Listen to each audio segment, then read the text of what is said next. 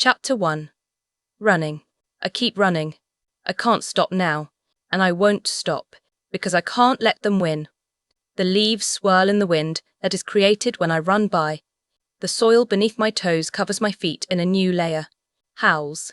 They're coming. I hear this footsteps trailing behind me, slowly closing in. Faster. I have to run even faster. Flickers of light shine through the trees as I approach the edge of the tree line. I can hear cheering from the excited pack members. My wolf cheers and urges me further. We're almost there. I come into the clearing, and the pack members just get louder when they see me. A smile breaks out on my face.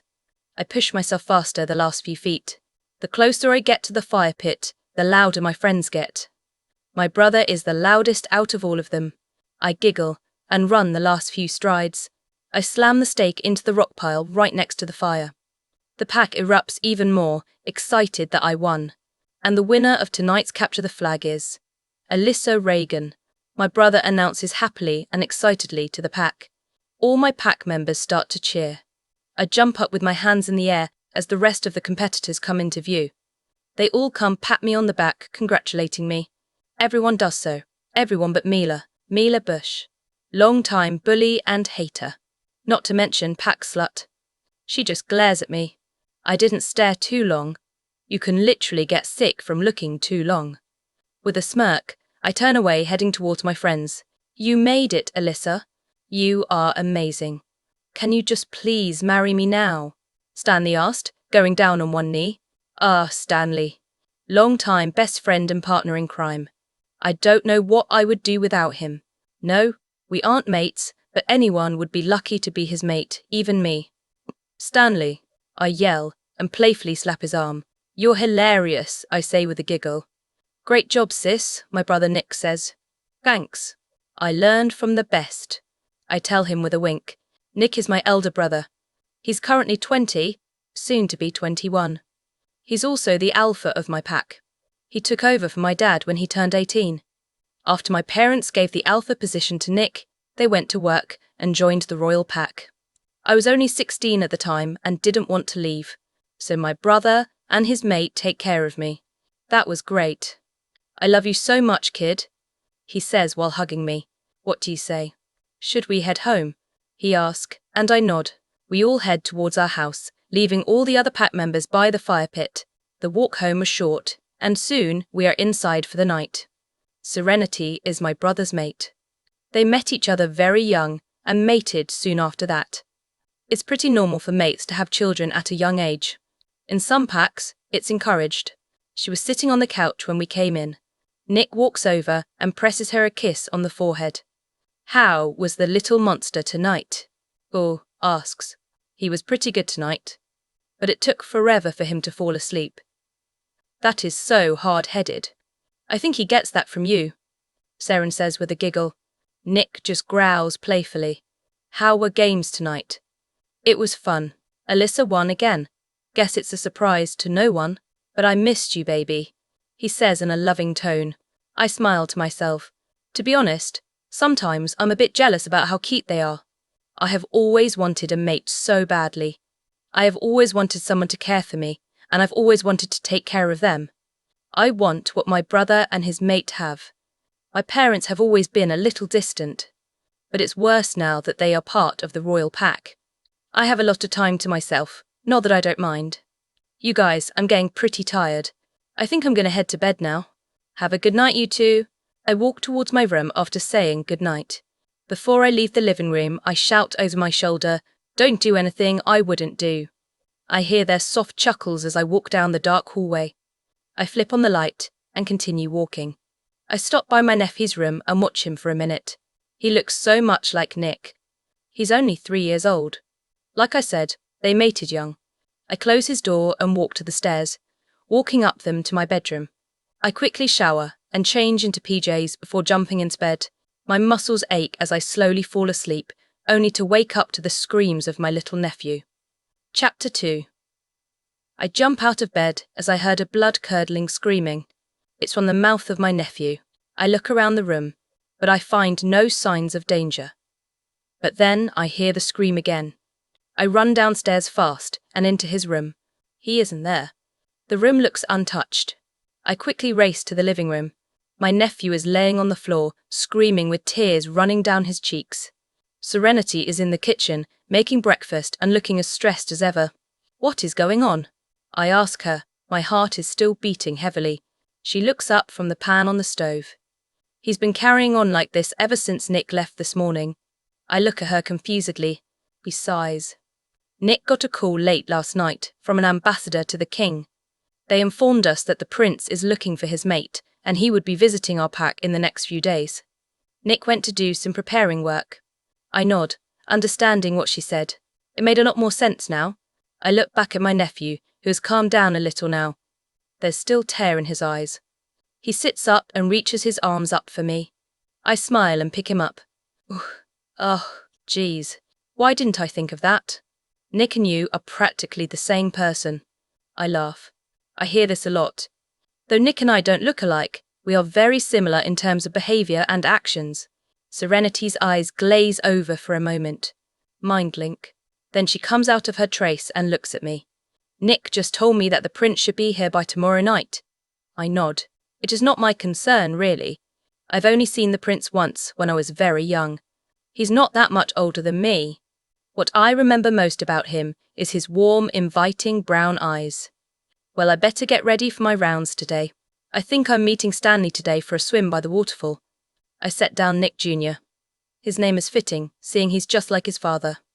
I had a feeling the day was going to be hot and muggy, so I decided on just light clothes for the day. I packed my backpack with water and my swim gear. I head over to the pack house to meet with Stanley. I find him laying on his bed in swim trunks. What's going on, Stanley? He shrugs, eyes glued on his phone. I sigh and look around his room. I've been here 1,000,000 times. Sleepovers, fighting, crying. The usual. I playfully kick his stomach. Come on, Stanley. I want to swim before it gets too hot and everyone shows up. He groans and gets up. We head towards the backyard and take one of the golf carts to the waterfall. Our pack is set up like a campground. Everything is within walking distance, but isn't of campers or tents, it's houses. I love my pack. It's so beautiful here. After swimming for about an hour, Stanley and I decide to head back and do chores for the day. Everyone has to pitch in one way or another. That's how our pack runs. Everyone helps. I was in the middle of running the board for patrol when we spot a couple of cars heading towards the south entrance. Who are they? We weren't expecting anyone until tomorrow, but sure enough, the cars had the royal pack markings on the side. Nick. It seems our guests have arrived early. Damn it. I knew this was going to happen. The cars stop in front of the gate. A guard jumps out of the first car. He looks to be a higher up. Higher status than most. Personal guard, maybe. State your name and business with my pack. Pack warrior, Max says with a hard stare. The guard looks at us and then chuckles. We are here on the count of the prince. He is looking for his mate. We demand you open these gates and let us proceed to our business here. Max's eyes flare as he gets a mind link, probably from Nick. He nods his head as if he's actually in front of Nick. Max lifts his hand and motions for one of our guards to open the gate. The royal guard smirks and gets back in his car. They drive into our land. There are 6 cars in total. I wonder which one the amazing scent is coming from. After we finish up patrol and switch with the next group, I head back to my house to take a shower and change. Apparently Nick is having a huge dinner for the prince tonight, but it's already started. No point in showing up late and making a fool of myself. I just put on some of my comfy clothes and feast on the leftovers we had in the fridge. About 20 minutes after dinner, I decide to go for a walk. You know, to get off the calories I just ate. The wind nips at my cheeks as I walk through the pack. The parts that are usually alive with laughter and light are a little dull because everyone is at the dinner. I made my way down to the river, the outdoor lights illumining the path for me. I stick my feet into the cold water and sit down, watching the moon. It's only a few minutes until I hear some rustling from the trees. I jump up and spin around. Who's there? I ask out loud. More rustling. WHO's there. I ask a bit louder this time. Suddenly, the sweet scent that I smelled earlier hits me straight in the face. It smells wonderful. I've never smelt anything like it. The only way to describe it is, it smells like hazelnut and Starbucks. A man steps out from behind the trees. Who are you?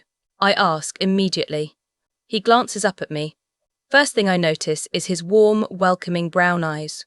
I'm George, Prince George. Chapter 3. I bow down onto my knees and lower my head. Your Highness. Forgive me for my rudeness. I didn't realize that it was you in the trees, I explain to him. He chuckles, coming closer to me. He reaches down and takes my hand, pulling me up. I jump back at the tingles he gives me. You don't have to bow down to me, ever. Because you are my mate. We are equals now. My eyebrows scrunch together. What? Mate? Ugh. You're so dumb, Alyssa. That's what is causing the amazing smell. Why didn't I realize that sooner? Yes, you are my mate. Can't you feel the sparks when we touch? Can you smell my amazing smell? Because I can sure smell yours. When I smelt it on your alpha earlier, I almost went insane. No one to touch my mate except me. I swallow. Oh, yeah, that's my brother, Nick. He looks at me with surprise. That makes me feel a little better. He trails off, but keeps looking at me. Do you mind if I hold you? I shake my head. I don't mind at all, but it's getting a bit cold out here. Would you like to head back to my house with me? I ask him. He nods with a smile. Of course I would. He takes my hand, and we head back to my house. Pack members slowly, trickling back into their houses for the night. Many smile at us as we pass them. No one is home when we get there, which is a good thing. Would you like anything to drink? I ask him, going to the kitchen. You, he says in a low voice. What did you just say? I ask him, pretending I didn't hear his first response. I'm good. I don't need anything to drink. I nod and come back without anything. He's looking at my family pictures. So you're Nick's little sister, huh? I nod again, but realize he's facing somewhere else and can't see me. So I say, yes, I am. I don't have any siblings, he tells me, looking at another picture. It's painful, to be honest, until you both grow up. I tell him with a chuckle. I sit down on the couch and watch him. After a few moments of silence, I decide to speak up. So can you tell me what happens now? Well, finding you means my trip is over now. We will be heading back to the castle. He comes over to sit next to me. He grabs my hand, and I gasp, not yet used to the sparks. When do we leave? I ask, looking into his eyes. It's probably my favourite thing about him so far. Tomorrow morning, he answers.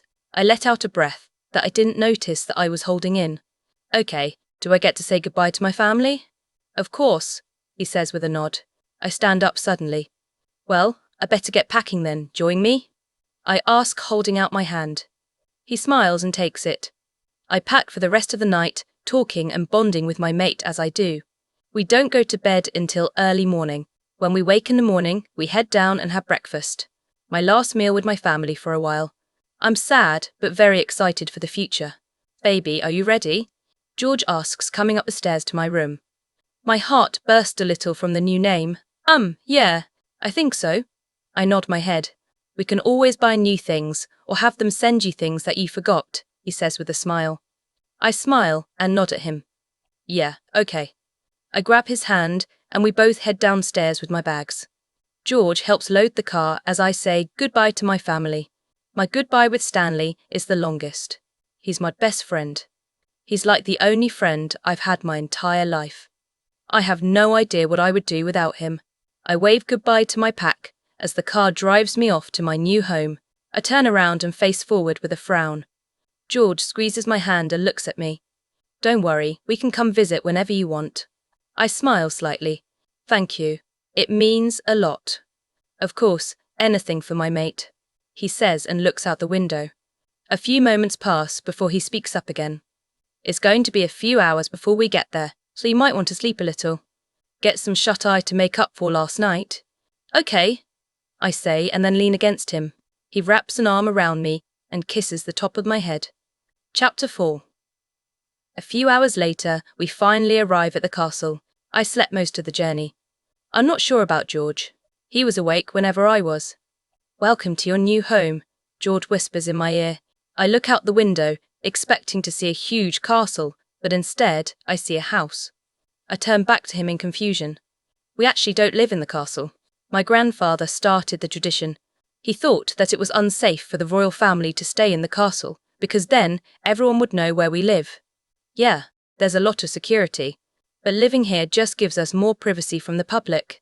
I live here with my parents, he explains. It makes sense and I understand why they do it. You don't want the public to be snooping on your life 24/7. The car rolls up to the front door of the house. George takes my hand and helps me out of the car. I look at the house in more detail now. It's beautiful. The house is built with stone and wood, which is the perfect combination. It's got a lot of windows, and it's in the perfect location. Do you like it? He asks me with a smile. I nod quickly, a smile showing up on my face. Maybe we'll have something similar when we get our own place. I start to blush at his sentence. He shows me inside, and it's just as amazing on the inside as it is on the outside. Everything is just so stunning. I love it. He shows me the whole house, saving his bedroom for last. So, this is our room. He pushes the door open, and it reveals a huge bedroom. It's not what I expected. I thought he would have a dark, boyish room, but it's almost the complete opposite. He watches me as I take in my new bedroom. What do you think?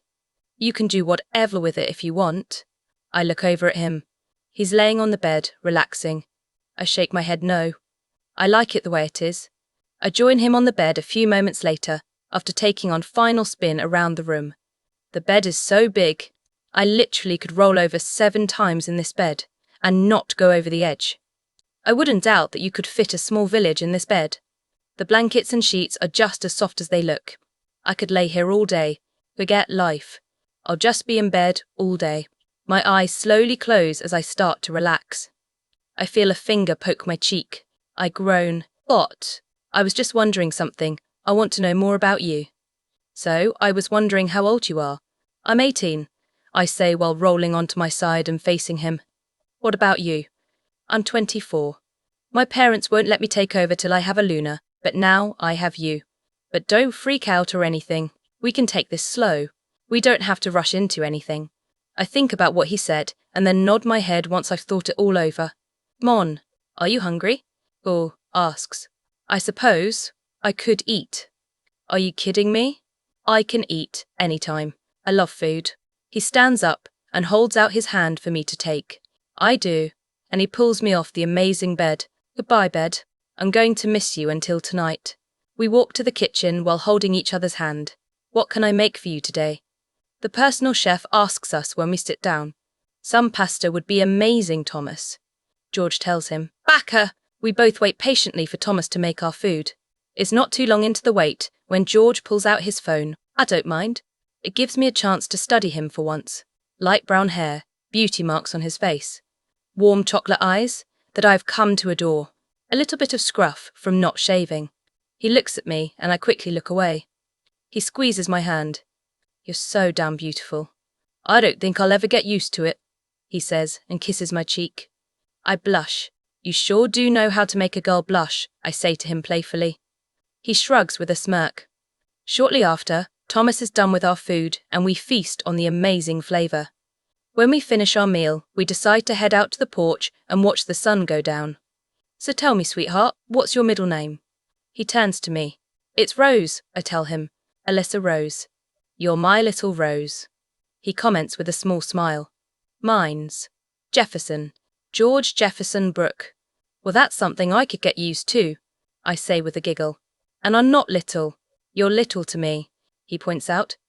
George isn't just your average build. Being the prince has some perks physically. He has big muscles, and he's pretty tall. He's dubby perfect. Yeah, I know. You don't have to point it out. You're too adorable, he comments softly. I cover my blushing cheeks with my hands and stare at him. I feel the bond growing stronger by the minute. It excites me. Favourite colour? He thinks about this before replying. Red, and you? I think I'm going to have to go with purple. No, wait. I change my answer. Yes, I like red. But what if I have discovered is that my favourite colour is the colour of your eyes? Grey. Your eyes are probably one of my favourite things about you so far. Thank you. I like your eyes too. They are so inviting. I can stare at them for days. He laughs. And damn, that makes my pants shake. Who knew that a laugh could be so sexy? You learn new things every day, kids. So when you're not off helping your dad run a kingdom, what do? Hang out with friends, and I often like to read. I smile at his words. Not many men admit to reading. I love to read. I read a lot too. It's one of the most enjoyable ways to spend my time. Then I can't wait to show you the Royal Library. You'll be in heaven. My personal collection has some good ones too. No. Oh. Your personal collection? I didn't realize we were so serious already, I tell him with a laugh. Well, of course. You are my mate. What's mine is yours, including my body. He winks at me. We continue talking and learning about each other for a little while longer. Soon, we both grow tired and head to our rooms. All right, you're going to be staying in my room.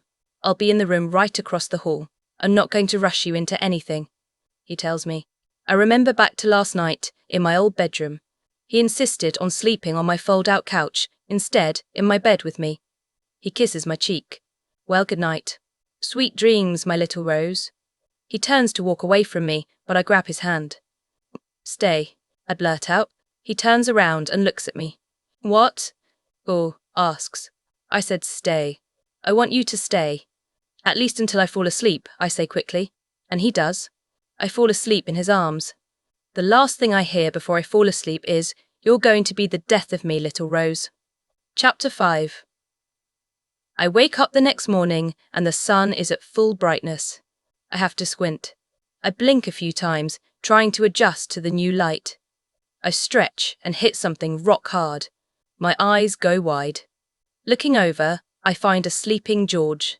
He's sleeping so hard, he probably didn't notice what I just did. I start to giggle. I can't believe I did that. I watch his face as his eyes open. "Good morning, my love," he says with a husky and not to mention sexy voice. I shiver at the sound of his voice. "Hey, sorry. I didn't mean to wake you up," I explain. "It's okay. I missed your pretty little face anyways," he tells me. Why does he have to be so darn cute? "So what do you want to do today?" I frown. "I don't know," I tell him honestly. "Think about it. We can do anything you want." "The day is yours," he says, and leans in closer to me. "You know, you are the most beautiful girl in the world." I scoff. "No, I'm not," I tell him with a blush growing on my cheeks. "Yes, you are. Don't even try to deny it." "Prove it then," I challenge him. I honestly have no idea where this is going. I just didn't want to lose. He leans in close again, as if he's going to kiss me. The next thing I know, his soft lips are touching mine. His kiss is sweet and gentle, but because more passionate as we deepen it. I can get us to this. We are in the middle of a full-out make-out session when someone knocks on the door. "What?" George growls. A man comes in, looking scared by George's intense state. "Your father requests your presence, Your Highness," the man explained quickly. "Tell him I'm busy. It's really important." I said, "Tell him I'm buzzy," George yells. The man runs out of the room. George fumes as I glare at him. When his eyes meet mine, they soften. "Baby," he begins, but I don't stay to listen. I get up and go to the bathroom, locking the door behind me. I hear him sigh. "Alyssa, baby, please come out with me." "I'm busy," I tell him. I finish up in the bathroom a few minutes later and head out. George is still sitting on the bed. He has his hands over his eyes. He looks up at me, his eyes and cheeks red from where he was rubbing them. "I'm sorry, Alyssa. I didn't mean to scare you," he trolls off. I give a look. "You didn't scare me. You scared that guard. That isn't right. You are a prince, are you not?" I ask him, sassy in my voice. He nods his head. "Then act like one," I tell him with a huff. I got to my things and get changed for the day. When I come back into the bedroom, George is gone. I groan and sit on the bed. How am I supposed to get to the kitchen now? I'm going to get lost if I go by myself. I'm sorry, I shouldn't have acted that way. I apologize to the guard. I hear George say. I look up and he stands in the doorway. I nod my head. "Thank you," I say with a sigh. He comes to sit by me. After a few moments of silence, he speaks up. "You smell amazing, by the way," I giggle. "Thank you. I'll be right back at you." He stands up and clasps his hands. So what shall we do today, my little rose? I put a hand on my chin, thinking. Well, first, I need to get something to eat, then maybe a walk. The view looks so amazing outside.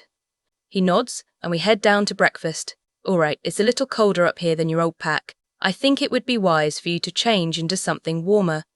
I don't want my baby to be cold. George, we're werewolves. We hardly ever get cold. Yeah, and I don't want this to be one of the rare moments you do. Go change, he says sternly. Fine, but no, I'm not happy about this, I tell him, and he just smirks, and I walk up the stairs. Shall we? He asks when I reach the bottom of the stairs. We shall, I say, and wrap my arm around his. He leads me outside. The cool air hits me as soon as we step outside. The leaves are changing. The weather is getting cooler. It's my favourite season, autumn. We walk down the middle of the street because they live in the middle of nowhere. The only word I can use to describe the scene is beautiful. Geez, this is awesome, I comment. Sure it is. It's even better with you, George says and gives me a kiss. Once again, I melt against his lips. He pulls back. Do you like that? He asks with a smirk. Stop it, I tell him, and he laughs. It's not funny. Besides, you're my mate. Of course I'm going to like your touches and kisses. Good. After the walk, we went back and had hot chocolate. We sat by the fire and talked. I just love listening to his voice. It's like honey. Towards the end of the day, I start to get sleepy. So George, take me to bed. Where are you going? I ask him when he doesn't follow me into bed. My dad is really pissed at me and wants to talk. So I'm going to visit him, and before you know it, I'll be back in bed next to you, he explains. I nod. Fine, but please don't talk too long. I tell him. He smiles at me and then leaves, securing the door him. I lay in bed, listening to the soft crackle of the fire. It's peaceful. I could get used to this. I hear footsteps going down the hall. Not many people use this hallway. Not many maids have jobs over in this section either. I smile and watch the door, waiting for my mate to come in. But when the door opens, it isn't him like I thought. So it's true, he says, looking right at me. I frown. Hello, father. Chapter 6. So the rumours are true, my father comments, taking a few steps into my room. What rumours? What the hell are you doing here? I demand. I think the better question is, what are you doing here? My father asks. I pull the covers up, trying to hide myself. I'm here to take you away. You need to leave. Why? I question, my eyebrows scrunching together. Did George order this? Does he not want me anymore? He swears under his breath. Do you not realise where you are? This is the crowned prince's bedroom. He points out. 1. Yes, and your point is? If the prince gets caught with common wolf like yourself, especially with a girl that is not his mate, he could be stripped from his title. My mind starts drifting to a different kind of stripping at the mention of the word. I'm not just a normal common wolf, must I remind you? I'm an alpha for Pete's sake. I'm very aware of our position. I'm doing this for the greater good. If you caught, you could be punished. I hear more footsteps. Gasped. Heavy. Brain, and there, George. What the hell is going on? Why are you in my chambers? George asked my father. I've come to get my daughter, sire. Father explains to my mate. Any why is that? Sire, if someone sees you with a girl who is not your mate, you could be stripped of your title. My daughter isn't worth all the trouble. Ouch. Ouch. A growl whips out of George's throat. Do not disrespect a woman like that, especially your own daughter. Your concern with my title doesn't matter. I will be keeping my title no matter what. I don't know if I can say the same about you. Sire, you aren't thinking correctly. She is not your mate. There is no good outcome of this situation. Listen here, you fucking idiot. Anyone with eyes can tell she's my mate. I don't fucking care if you are here, father, or not. You don't even deserve to be called that. Now, get out of my sight. I do not wish to ever see you again. George is practically shaking with anger. Please, just let me talk to my daughter, my father pleads. Only if the princess wishes, George says, and realization hits me. I'm the princess. I am going to be queen. George is queen. I like the sound of that.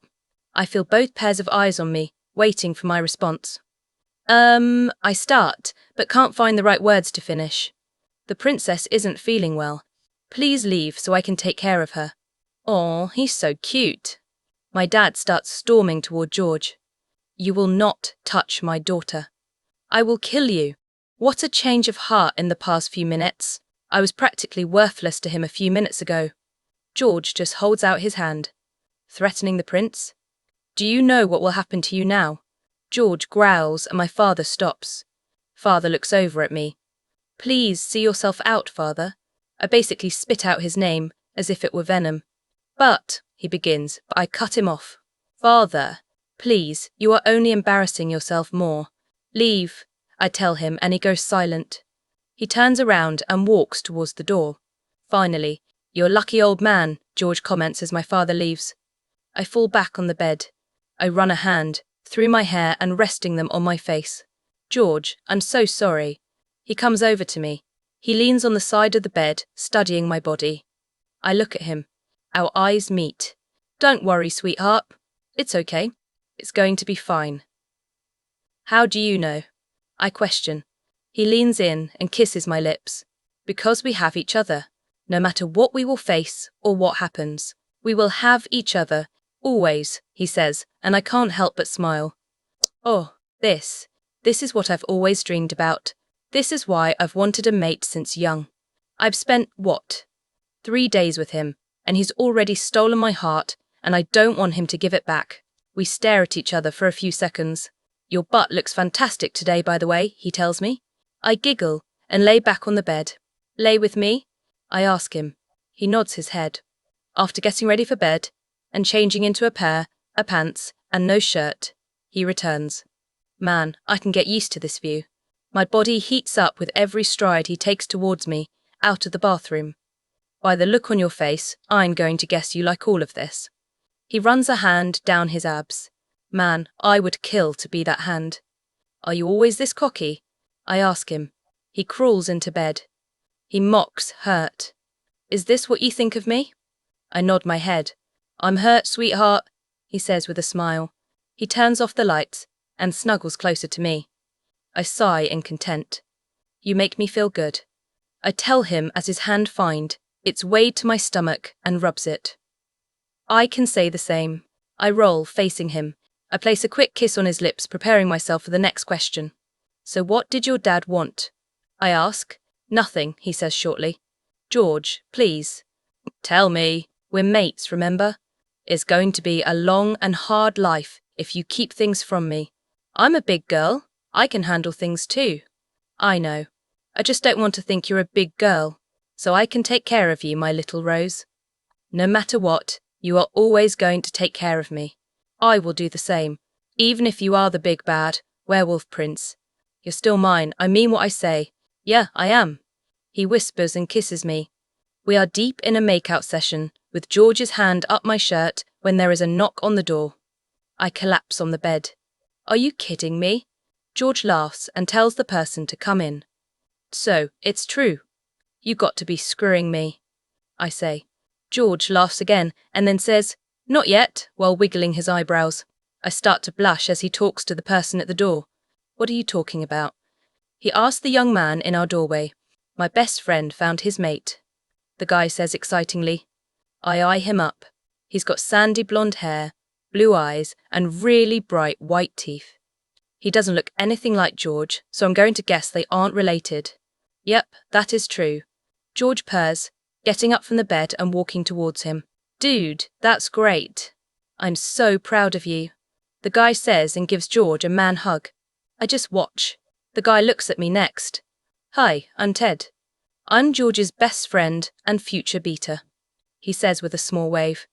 Hey, I'm Alyssa, I say, and give a little wave back. It's nice to meet you. He smiles. Same to you. Well, I just wanted to come say hi and to tell you that your dad wants to see both you for breakfast in the morning. Ted says, thanks, man. George says. We says goodbye to Ted, and he leaves. I have to meet the king in the morning. Don't worry, you are going to be fine. No, I'm not. Hey, you met the prince, and that turned out okay? Yeah, I suppose. I say with a smirk. Let's go to bed. I'm so tired. Okay, he says, and we sink down in the bed and drift off into darkness. Chapter 7. The next morning, I wake up and George isn't here. His side of the bed is cold, so I'm going to assume that he's been gone for a while. I wonder where he went. I sigh and lay back onto the bed. I look over at the clock and see that it's roughly 10 a.m. My mind wanders a little bit. When am I going to meet the king? I hope he likes me. I get up and start making myself look presentable.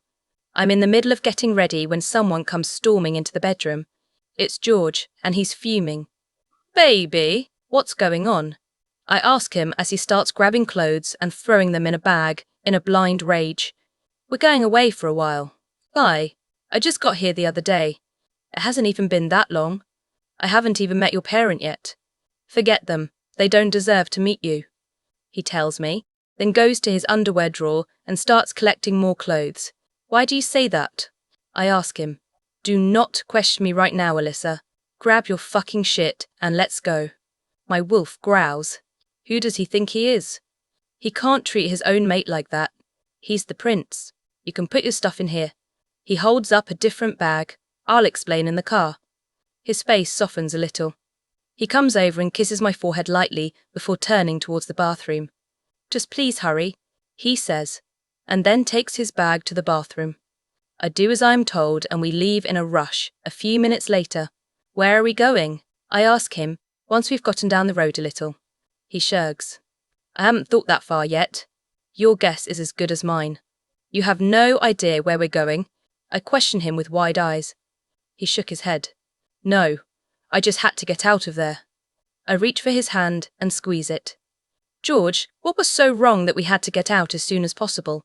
I ask him. His eyes are on the road, but I can tell he's battling with his wolf. He sighs.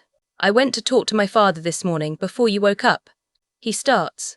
I nod my head encouragingly, and he was angry. "He didn't want you to be my mate. He told me I had to reject you immediately and marry someone more fit for the throne." He mocks his father. He grasps my hand tighter. I run my thumb over his knuckles. He starts to relax.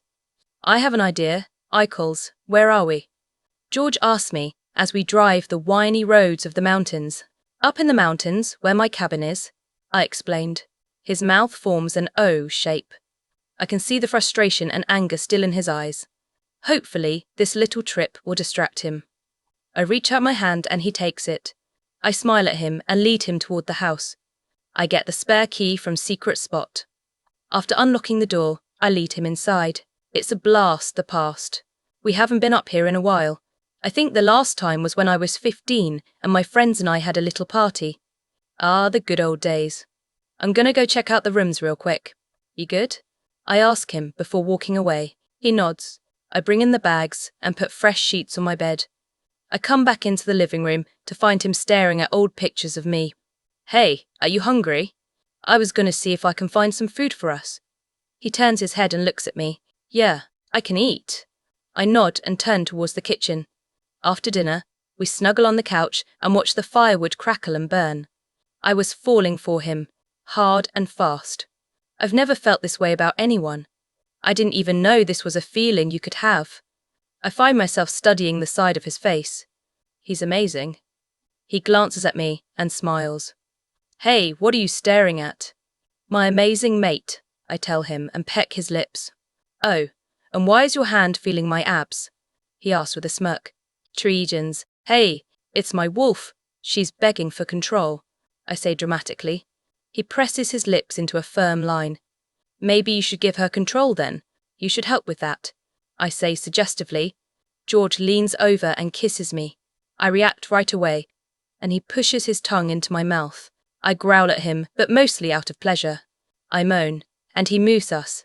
He gets on top of me. My hands run down his stomach. His rock-hard abs against my fingers. His hands go to the hem of my shirt. He starts lifting it up. He moves his lips to my neck. He kisses my neck and nips at it. I moan louder this time. "You don't know what you do to me," he says huskily in my ear. "I could say the same to you," I say. He moves his hands up higher, almost to breasts. He kisses my jaw and then back to my neck. He stops and pulls back. He looks me in the eye, asking for permission. I shake my head yes. Are you sure? Yes, I want to be with you forever, I say. He kisses me, and then goes back to my neck. He kisses and sucks on the spot, and then he sinks his teeth into me. I cry out in pain, and he covers my lips with his .5. When the pain is gone, it is replaced with pleasure. He licks the mark, making it start to heal. He looks at me, and then gives me a kiss. You're mine now, he says, and I slip into darkness. Chapter 8. The next morning, I wake up in pure bliss. Last night was amazing. George finally marked me. It was such a special moment. It wasn't just a bite on the neck, but really, it actually was. It was two people coming together and bonding together. It truly is the best experience yet. I woke up and stretched my arms and legs out like normal, expecting to hit George, but I didn't. I didn't touch anything, actually. I sit up on my elbows some more and see that it's just me in the bed. No George, that butt cheek. Babe, I call out. Nothing, no response. I sit up fully in the bed and see a note on George's pillow. Good morning, beautiful. I'm sorry I wasn't there to see your pretty little face wake up, but my wolf was antsy. I went for a run. See you later, sweetie. I get out of bed and go to the bathroom. Checking my phone, I see that it's almost noon. My eyes widen. I never sleep this late. I wonder when George left. I was about to leave the bathroom when something on my neck captures my attention. It's my mark, or, well, George's. It's beautiful, 2 wolf heads wrapped up in each other. I run my fingers over it to make sure it's real. Perfect, I find myself saying. I finish getting ready for the day and then head out to the kitchen, deciding on pancakes for breakfast. I'm in the middle cutting fresh fruit when George comes in with no shirt on. Hey baby, how was your run? I ask him, cutting some pineapple. George is angry at something, and I intend to find out what. Fine, he snaps at me. I'm going to take a shower, he tells me, and then turns and starts to walk towards the bedroom. I drop the knife on the counter and walk after him. What's wrong, George? I ask him. Nothing, I'm fine. I grab his arm and force him to look at me. We both know that's not true. George, I am your mate. You marked to be, remember? You can't keep things from me. I tell him. He sighs. I need to talk to you about something. He trails off. Okay. I'm all ears, I tell him. He removes my hand. Not now, darling. It's not the right time. Later, after dinner tonight. How about we have dinner, go for a swim, and then I'll talk to you about it, okay? Sound good? I nod my head and peck his lips.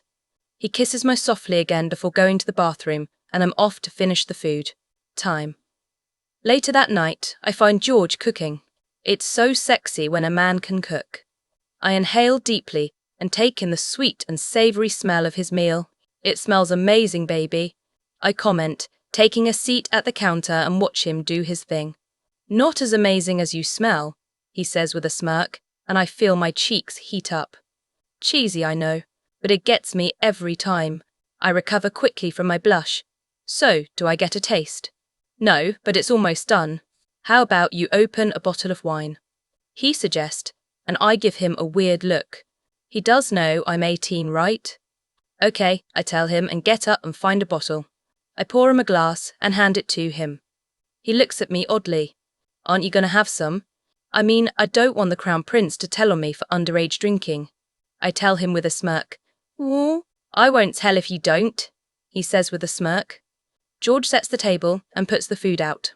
He pulls a lighter out and lights 2 candlesticks. I sit down and watch him once again.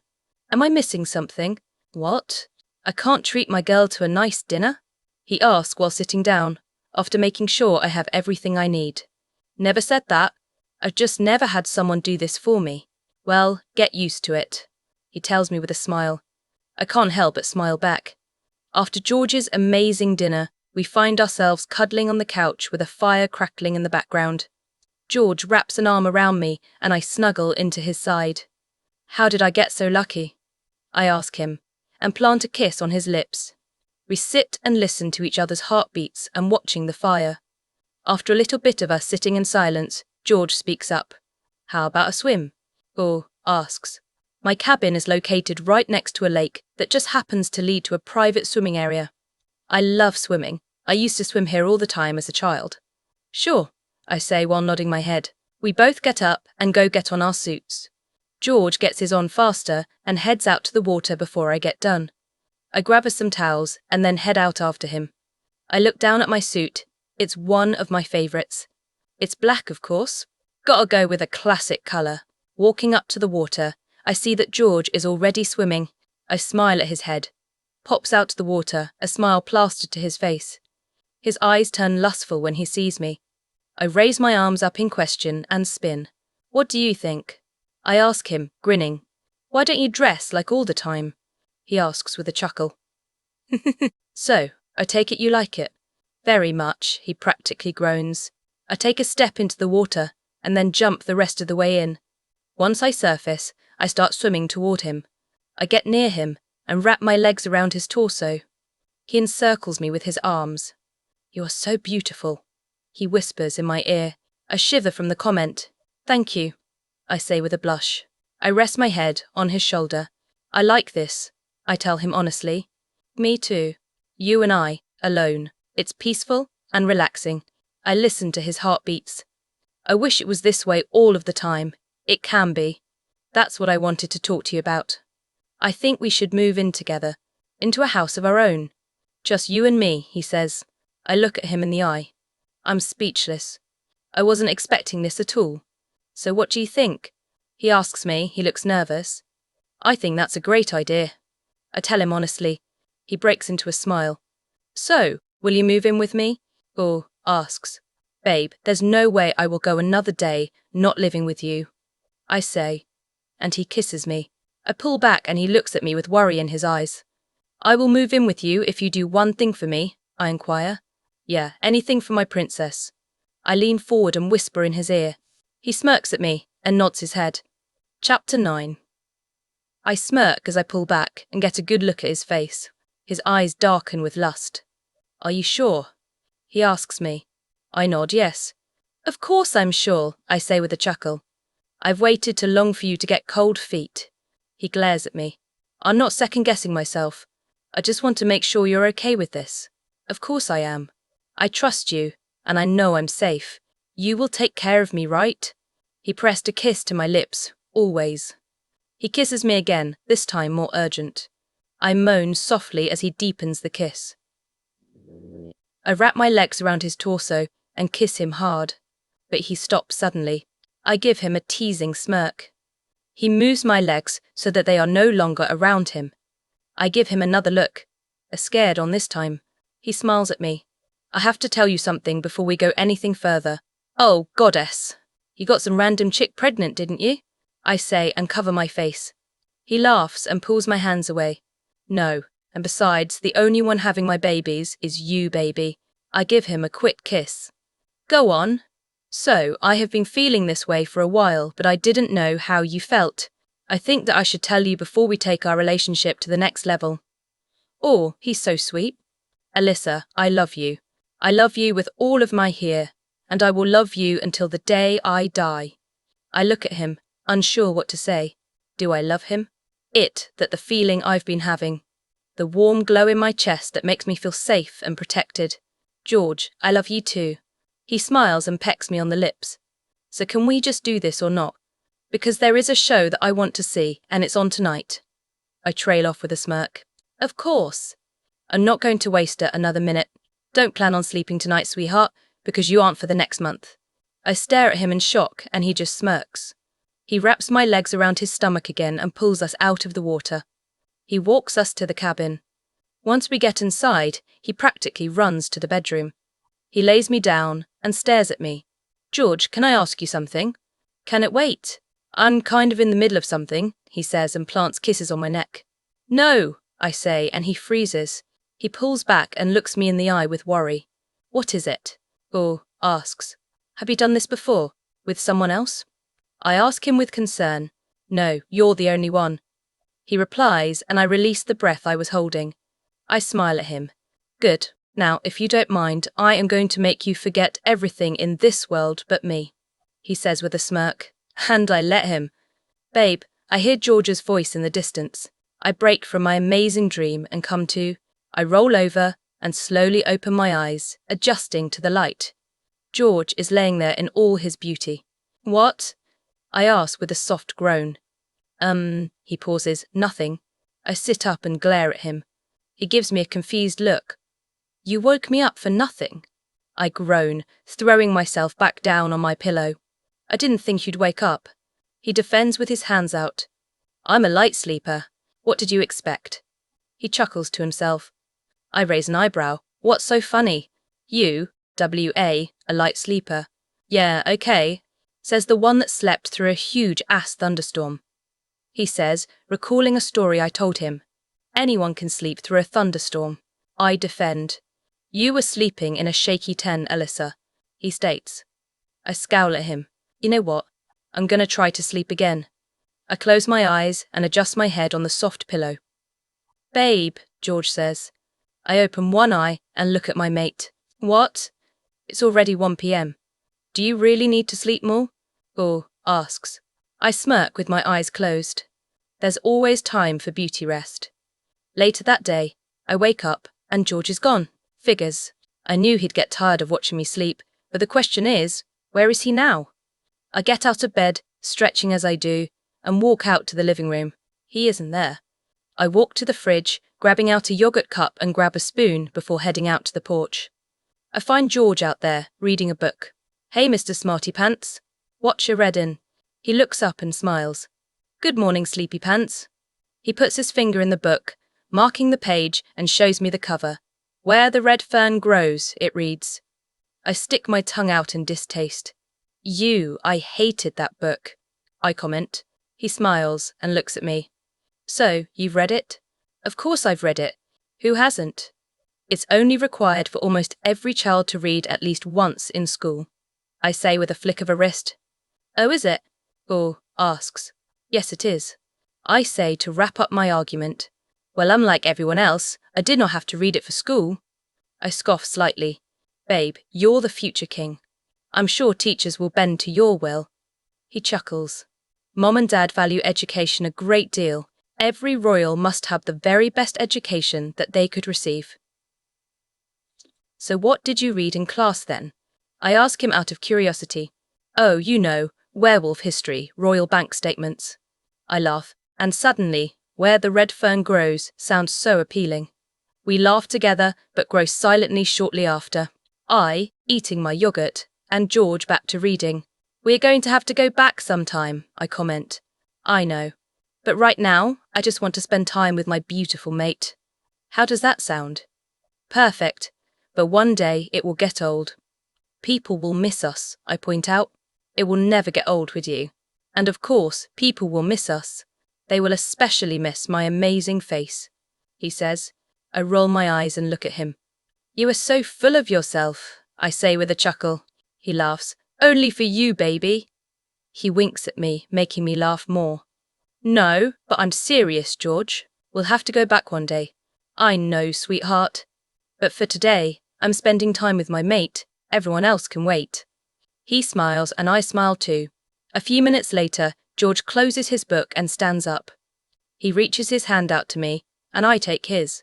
How about a canoe ride on the lake with a short swim after, milady? I smile. Sounds perfect. And it was. Chapter 10. Hey babe, come look at this. I yell to George, who is in the living room. What? He yells back. This house, it's amazing. I yell back. I hear some noise and George appears by my side. He puts a hand on my shoulder and looks at the computer screen. You're looking at houses? For what? He asks, his eyebrows furrowed. Well, I start to trail off. I don't know. I just thought that once we go back we could move in together. You know? Like mates usually do. But if you don't want to, I totally get it. George cuts me off. No, I love the idea, he says. He looks at the pictures of the house. You're right, Alyssa. This house is beautiful. It's a lot of money, but, I start to say, money isn't a problem. I am the werewolf prince. I smile and lean into him. Yes, you are. My werewolf prince, I say, and place a kiss gently on his lips. But of course, one gentle kiss has soon led to many, many more rougher, eager ones. But suddenly the phone rings. That's weird, I say. George and I decided to shut off our personal phone so we could have some peace and quiet. But this is the cabin phone. I walk over to the phone and look at the caller ID. It's a brother. Who is it? George asks, coming up behind me. My brother. Are you going to answer it? I don't think so. He'll call again if it's really important. I tell him, just wait for it, go to voicemail. George says, and I put the phone down. Okay, I mummer. The phone stops ringing. Now, where were we? George asks. I smile at him, and we begin to kiss again, but again, the phone cuts us off. I pick it up again. Nick, this can't be good. Do you want to answer it? Or should I? George says, reach for the phone in my hand. I put a hand on his, stopping him. He looks at me for my next move. I got this, thanks. I say, and George takes his hand back. I click the answer button and raise the phone up to my ear. Hello, Alyssa? Nick says. It sounds so weird to hear his voice. I haven't heard it since I left with George. Alyssa? Yeah, I'm here. What's going on? Is everything okay? I ask him. His voice sounds distressed. No. I wish. I have some bad news, Alyssa. I'm so sorry. I wish I could tell you in person, he tells him. I feel my heart beat hard in my chest. I swallow nervously. It's Mum and Dad. Mum and Dad? What now? Did they try to disown us? I say with a nervous laugh. I'm not very good at this kind of thing. There isn't a laugh on the other side. Oh, goddess. There was an accident. An accident? Yes, and Mum and Dad didn't make it. They died. I'm speechless. I don't know what to say. Alyssa? Alyssa, are you okay? This time it isn't Nick, it's George. Baby, you're scaring me. What's going on, baby girl? I put the phone on speaker. My parents are dead. They died. What? Are you serious? George asks. This time, it's Nick to reply. George, I need your help, Nick says. George brings me over to the couch to sit. I'm too much in shock to even stand anymore. George goes back to the phone and takes it off of speaker, putting it up to his ear. Nick continues to talk to him. After a few minutes, they hang up. George comes back over to me and starts to rub my shoulders. He kisses my neck in a comforting way. We should pack our bags. George says after a few minutes. I nod my head. Okay, yeah. We head to the bedroom and start taking our stuff out of the closet. I begin to fold my clothes up, to put them in my suitcase. I continue to do this for a few minutes. My head is all over the place. I pause and look up at George. George, I start. He looks over at me. He looks up from his project. Yes, baby? He sets down his shirt and walks over to me. He takes my hands in his. What's wrong? I feel a tear slip down my cheek. He wipes it away. I fall into his arms. I just don't know what to do. I pause. George is silent. I hated my parents for leaving me. I never ever spoke to them. And now they are gone. I trail off again. Shh, it's okay, baby. Let it out. George holds me tighter. Soon all of my tears come out. I don't cry much. I've been told it was a weakness. But here, right now, with my mate, it's all I can do. I slowly start to realize that tears aren't weakness. They are a symbol. A symbol of power and strength, and most of all, a symbol of compassion. 3 key features of a Luna. Chapter 11. Ladies and gentlemen, the plane will be landing shortly. A voice says throughout the plane. I watch out window. I see lights in the distance. I hear soft breathing noises coming from the person next to me. I look over and see a sleeping George next to me. Oh, he's so cute, my wolf says. My wolf says, yeah, he is. What did we ever do to deserve him? I honestly don't know. Sometimes, I think all of this is some sick joke or a dream. I'm waiting to wake up. I tell her, well, I don't think that is true. But if by some chance it is, let's live it up. I look back at George and watch him breath deeply in and out, in and out. Why do you have to be so perfect? I whisper, looking at him. I mentally picture George saying, because I am you, mate. I smile at the thought. George stirs and soon his eyes open. Hey, he says in a husky voice. I hold back the moan. Good morning, sunshine, I say with a smile. He stretches a little, and I see the bottom of his shirt lift up. I resist the urge to stick my hands down there and feel his warm sick against mine. Unfortunately, he pulls down his shirt. I frown slightly. "Hey, what's wrong?" he asks me. I snap out of my trance. Nothing." I put my hand over my mouth. I feel my rosy cheeks. He smirks at me. I quickly look back out the window. "Where are we?" George asks. "Almost there. I think we're going to land in about 15 minutes. "Thank God. I'm starving." "You know there's food we could order," I point out. His nose wrinkles up in distaste. "Airplane food? Even dogs wouldn't eat airplane food, and dogs eat everything." "Hey, don't talk about Ted that way," I tease.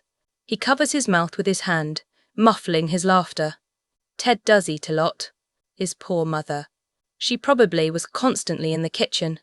I joke. Actually, Ted's mother died in a rouge attack when he was young. It's been just him and his dad ever since." I'm shocked. "Oh, goodness. I'm so sorry," I say. He puts a hand on my thigh, sparks erupting as he does. "It's okay.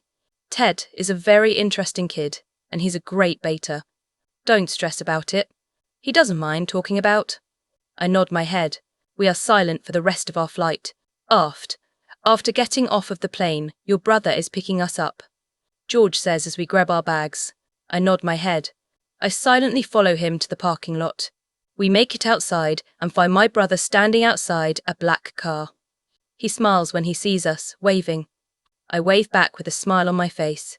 "Hey," he says. "It's nice to see you again, Your Highness," my brother says to George. George chuckles. "You don't have to call me that. Just call me George."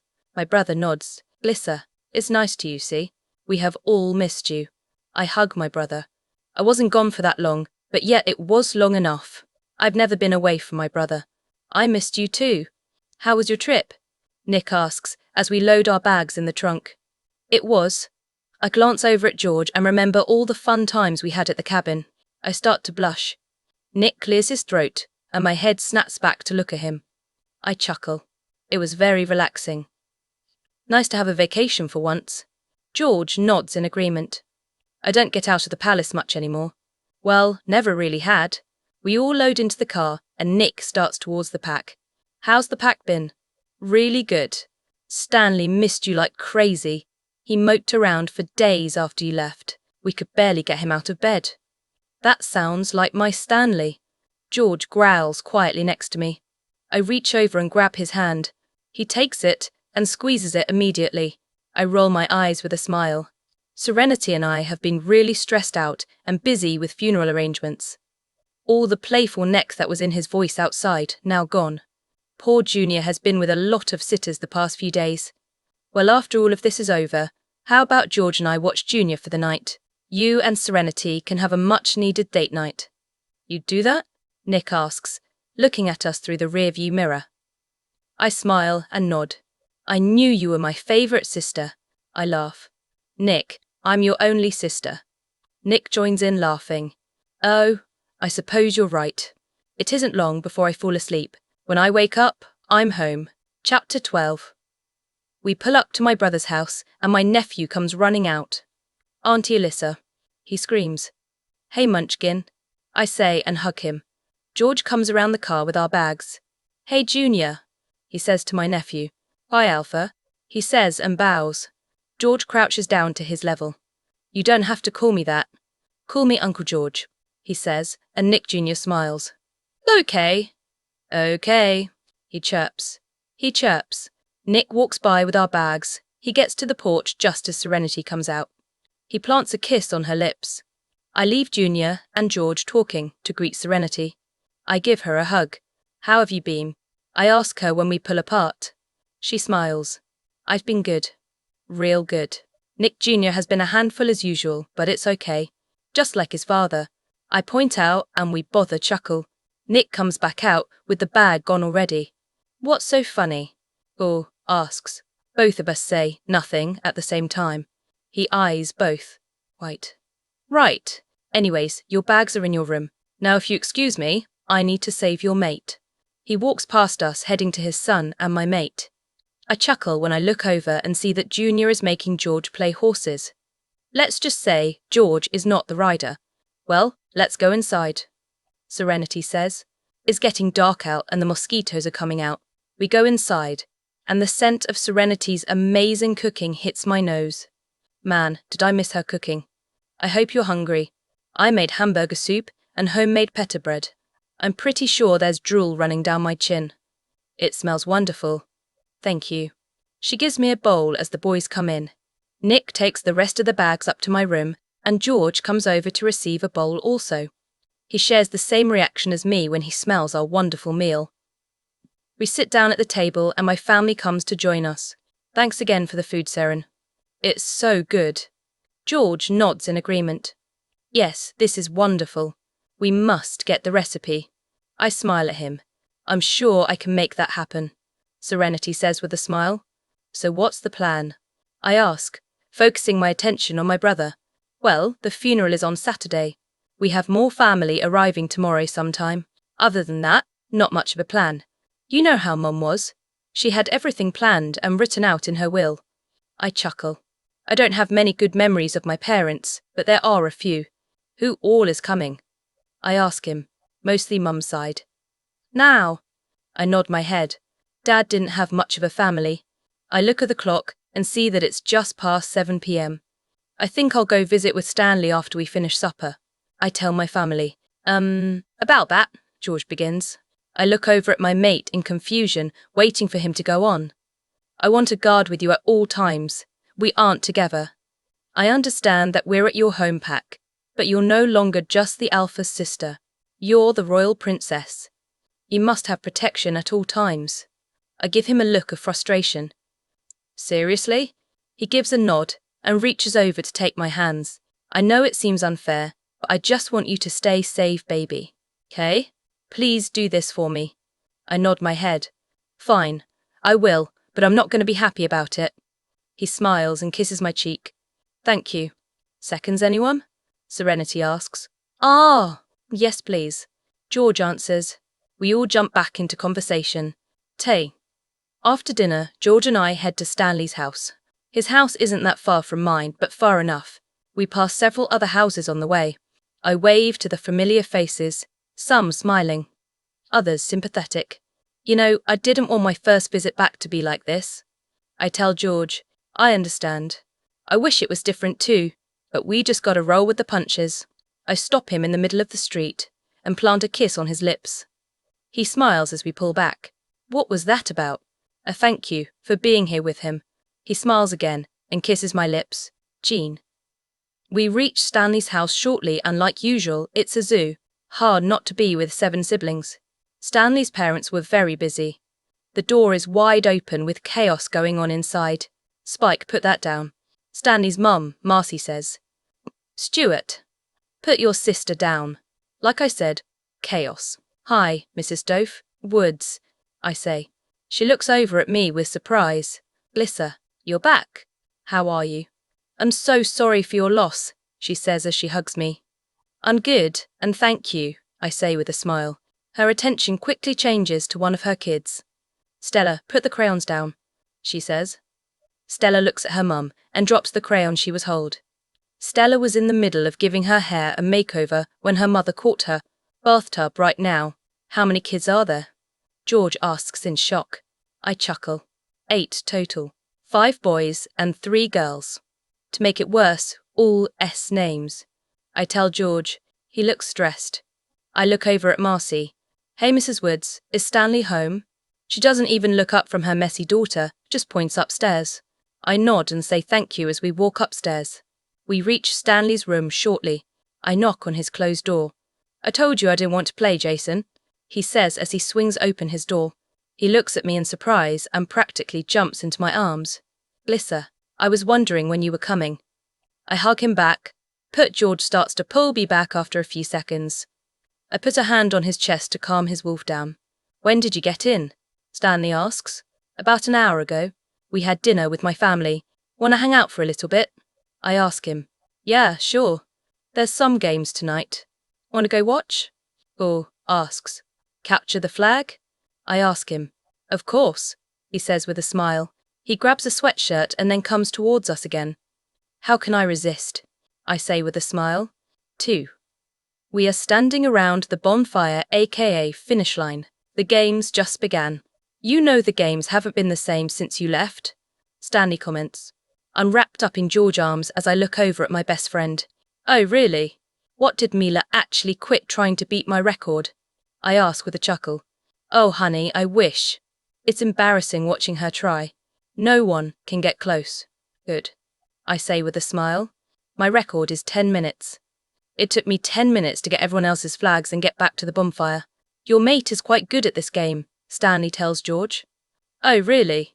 My pack and I used to play games like this when I was a kid. It was fun.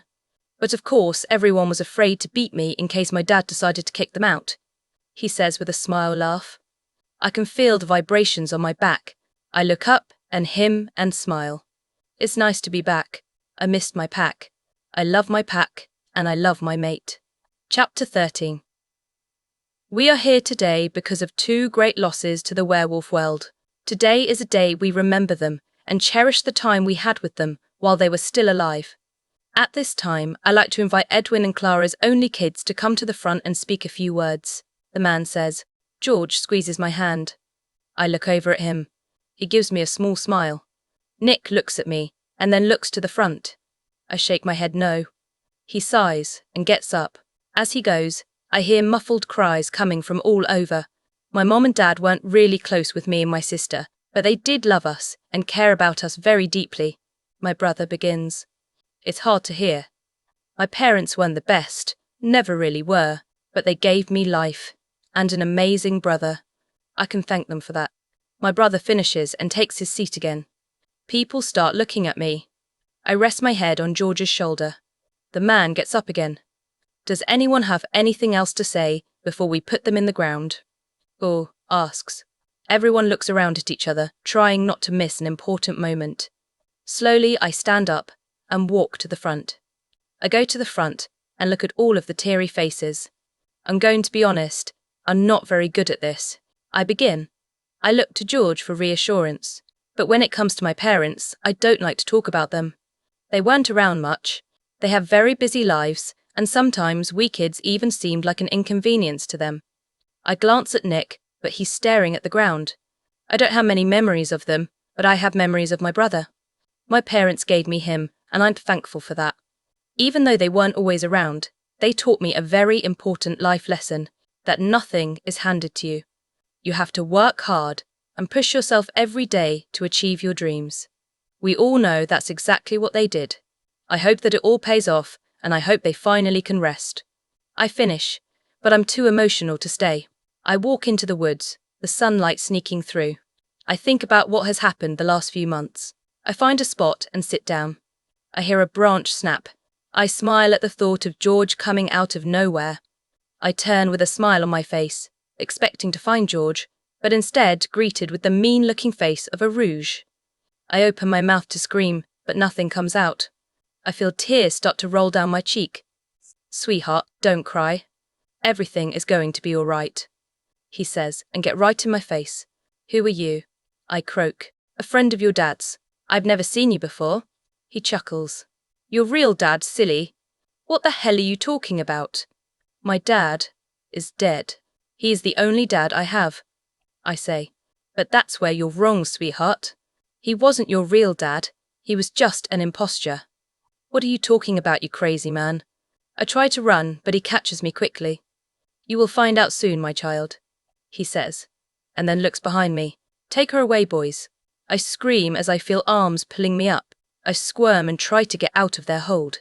I see something come up to my mouth, and I fade into the darkness. One thing I do best. And babe, I hear George call through the house. In here, I yell back. A few seconds later, I see George appear with our son in his arms. There's Mommy. He coos to our son. I smile at them. What did you need? Nothing, just wanted to see my beautiful wife. Oh, I don't think she's here. I joke with a smile on my face. George chuckles. I reach out my arms for our son. George hands him over. I cover his face and kiss. Who's my little boy? You are my little munchkin. How come you don't talk that sweet to me? George pouts, now sitting on the stool. Because there's only one spot in my life for my baby, and I call him Munchkin. Okay, fine. I guess I'll go cry in my room, he says, and slowly gets off his chair and heads for our room. I start laughing, and he stops and smiles at me before coming back. He comes around the counter and takes back our son. So, did you talk to your parents? I ask. Yeah, Mom is coming over Sunday. What about your dad? I question him. I didn't call him. George, I warn. What? I don't want him in my house after what he did. George yells and makes the baby start crying. I glare at him. He doesn't look back at me. He deserves to know his own grandson. He deserves nothing. George spits. I give him a disappointed look. George, please make our son stop crying, I say, and George realizes that he is still crying. Shh, it's okay, buddy, he says and hugs him to his chest. I can't help but smile at them. George is such a great father, much better than his own. Is it time for someone's nap? I ask. My son shakes his head no. Oh, come on. I will read you a story. Da, he says, meaning Dad. George smiles with pride. He looks over at me. We did good. Yes, we did, I say. And George walk off to read to our son. I turn and go back to what I was doing, but I can't remember. I find myself staring off into woods. Ah, are we almost there? A male voice asks. I can't see anything. All I see is darkness. Dude, you know the way to our house. Figure it out yourself. Another voice says, sorry, I'm just sick of hauling around the bimbo back there. Quiet. Quiet. She is our Alpha's daughter. Don't disrespect her again. Besides, rumor has it, she is the future Queen Luna. Shenanigans. I call shenanigans. The guy says again, that's not true, and you know it. How would you know? Besides, it's just a rumor, I never said it was true. Whatever. I'm going back to sleep. The first guys say, and a few minutes later, I hear snoring. What is going on? 2 hours later, after listening to snoring for what seems like forever, it finally stops. Dude, wake up. We're here. One? Oh, finally. You get the girl. I'm going to let the Alpha know we are here. Okay, the guy says as the car comes to a stop. I hear both of them get out of the car, and the doors slam. I feel tears rolling down my cheeks. A door opens again, and I feel arms clamp onto mine. I start to scream. Shut up. The man screams in my ear. I still can't see anything. I must have a blindfold on. A hand covers my mouth and muffles my cry. More tears stream down my cheeks. I bite down on his hand, and he pulls back. Ouch, you little. What's going on here? Alpha, forgive me. Forgive you for mistreated a girl, much less my own daughter. The Alpha says. I hear anger building in the deep voice. I'm sorry. I'm ready to accept any kind of punishment. You. I don't want to see you face anymore. He says. And I feel the guy let go of me. He runs off. Or that's what I think he does. My child, what have they done you? A soothing voice says. I feel a touch on my arm, and I flinch away. There's no need to be scared, you are safe here. Ilp, I whisper. I try to get my hands free, but they are bound up with something. He walks to the back off and starts doing something. The next thing I know, I can see again. I see a huge house in front of me. It's dark out. We are surrounded by woods. What going on? I ask. My child, you are home. The man says and comes into sight. I have to step back in shock. He looks so much like me. Impossible. I'm sure that you have a lot of questions. You got that right, I say. I see you developed my sense of humour. What are you taking about? Come, let's get you settled in. We will talk in the morning. He says and leads me into the house. Chapter 14. I find myself waking up and missing George. I wonder what he's like right now. He's probably going insane trying to find me. I'm sure the whole fricking nation is on the lookout. I try mind-linking him, but there is something blocking it. I sigh in frustration. There's a knock on my door. I groan, wanting to be alone. But then the door opens. The guy from last night, that I now know as Tim, comes in. Oh, good you're awake. Not like I had a choice, I say quietly. What was that? He ask. Oh, nothing. I lie even though I know he heard me. Stupid werewolf hearing. Well, breakfast is ready. Thanks, but I don't think I want to eat. Understandable. I will come get you later then, he says, and I shake my head yes. He leaves, and I sigh, again. What's up with the sighing? All I wanted was for me and George to move in together, get married, and maybe have a few kids. Now, that can't happen.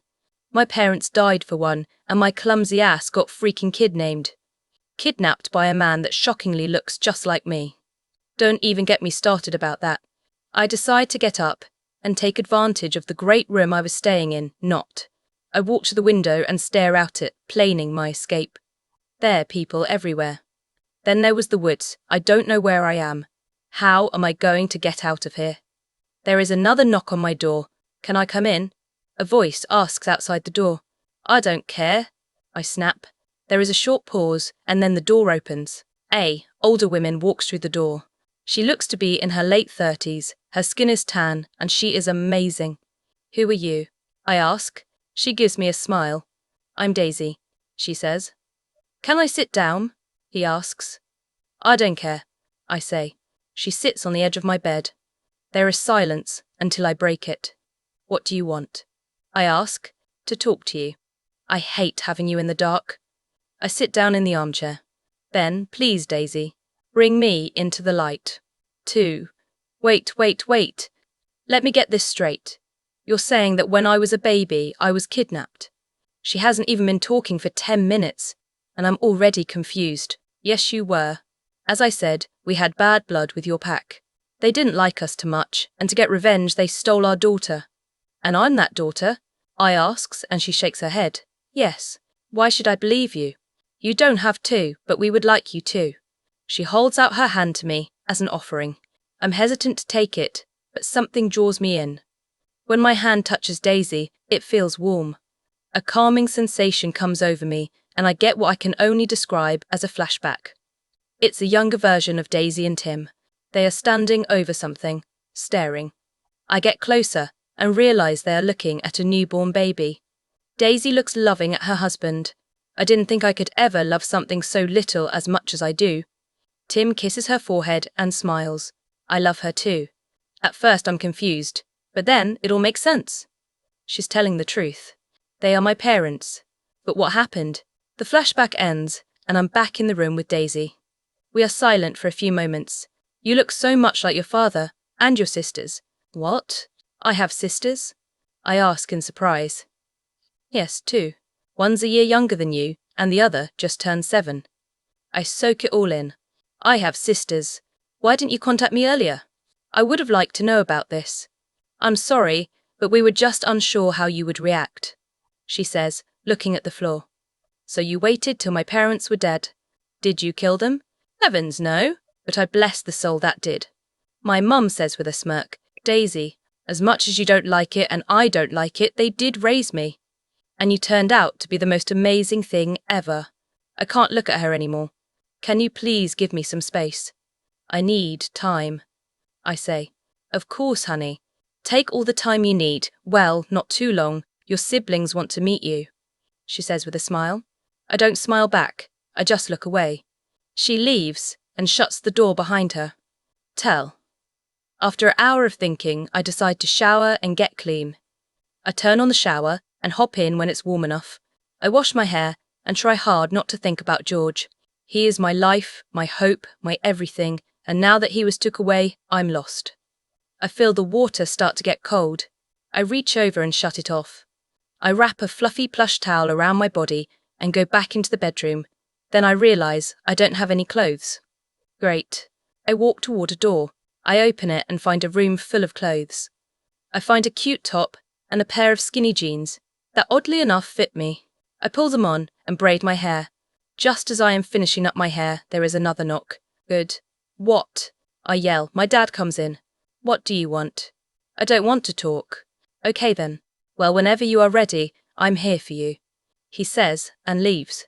I realise what I just did and break down and cry. What is wrong with me? Chapter 15. After my tea party, I decide to go find my dad. I walk around the house and never once do I find him. The house is huge. I walk past a living room and see that the TV is on. Future Queen Luna, gone missing. It was reported last night from the Crown Prince George that his mate has gone missing. The last time anyone has seen her was yesterday afternoon at her parents' funeral. WWN goes live from the castle. The news anchor says, I feel tears roll silently down my cheeks. For Prince George last night is something he wishes never happened. I was told that after Alyssa Reagan, Prince George's mate, gave a final goodbye to her parents, she decided to walk in the woods alone. Which in some eyes was mistake number 1. Guards and werewolves were able to track her scent into the woods, but they lost the scent when they got to the road. A man appears on screen. We have reason to believe that Princess Alyssa was kidnapped by rogues. At this time, we would like to ask anyone with important information that relates to the kidnapping to come forward. The women comes back on the screen. As for now, the kingdom is keeping the rest of the info silent. Then the man appears again. For the privacy and royal monarch, all information is being kept quiet. But please, if you have any information at all, dial the number on the bottom of your screen. He finally leaves the screen and they are closing. I talked to Prince George earlier and he said he has no comments, but the only thing he would say is that he is going to get his mate back. Alex Paula, WWN. Back to you, Susan. The women says, and they go back to the normal news. It's a shame people are making a big deal about this. A voice says behind me. I whip around and see a man standing there. Who are you? I'm Ford. What do you mean about the news? Well, everyone is making a big deal about now, but in a few months everyone is going to forget. No one is going to forget that the princess got kidnapped. I say before I can stop myself. I just called myself a princess. This can't be happening. Next thing you know, I will be bossing people around. I guess so, but whatever. It doesn't matter anyways. You know it's such a shame, really. 1. What is? I ask. That there won't be a happy ending to your story. He says with a smirk, and I snap. I ran at him at full speed, and before he has time to react, I tackle him to the ground. I punch him several times before he has time to slap me. We continue to fight until someone pulls me off of him. What is going on here? A powerful voice says. I look up and face my dad. He started it. Ford, would you like to explain to me what is going on? I have no idea. I was just watching the news and she attacked me. Oh, liar. You liar. I scream and start to run at him, but 2 strong arms hold me back. My mum runs into the room. What hell is going on in here? She asks. Your guess is as good as mine, Ford says. I growl at him. Ford, leave. I will deal with you later. He smirks and leaves the room. I sigh in frustration. How about we all take a seat and discuss what just happened? My mum suggests. That sounds like a fine idea, dear. Alyssa? He asks, as if to ask if I would join them. I shake my head yes, and follow them to the couches. My mum grabs the remote and turns off the TV. So, start from the begin, my mum tells me, and I do. I tell them everything. Not just why I was fighting Ford, but everything. About me and George, my brother and I, my parents or fake parents. Alyssa, it means a lot that you would tell us this, my mum begins. My mum begins, and we are glad that you accept us as your parents, my dad says. My mum smiles softly at me. I don't smile back. We would love nothing more than to have you back into our lives, my mum explains. Well, I don't know if I'm ready for all of this. It's a lot to take in, and all I want right now is to be with my mate again. I say and get up and walk to my room. 2. Later that night, there is a knock on my door and a woman comes in with a tray of food. Thank you, I say, eyeing up the food. I didn't realise how hungry I was until now. I walk over to here. The tray is on the coffee table and sit down. There is mac and cheese with a chunk of bread, some water and a brownie, which is basically my favourite meal. I dig in and scarf down all of the food at once. Wow, I really was hungry. When I am done, I decide to watch some TV, which turn out harder than I thought because everything is about me. I just shut it off. An hour later, the lady comes back and gets my tray. Is there anything else I can get you? A way out of here. I wish I could. I've been here for many years, and never once have I found a way out. You're a prisoner? No, nothing like that, but it feels like it sometimes, she says. Well, I hope you rest well, she says and leaves the room. I get up and walk into the closet. I find a shirt and put it on. I brush my teeth and then head to bed. I lay there tossing and turn, not able to sleep. I roll over and turn on the lamp. I look inside the nightstand. I find a book there. I pick it up.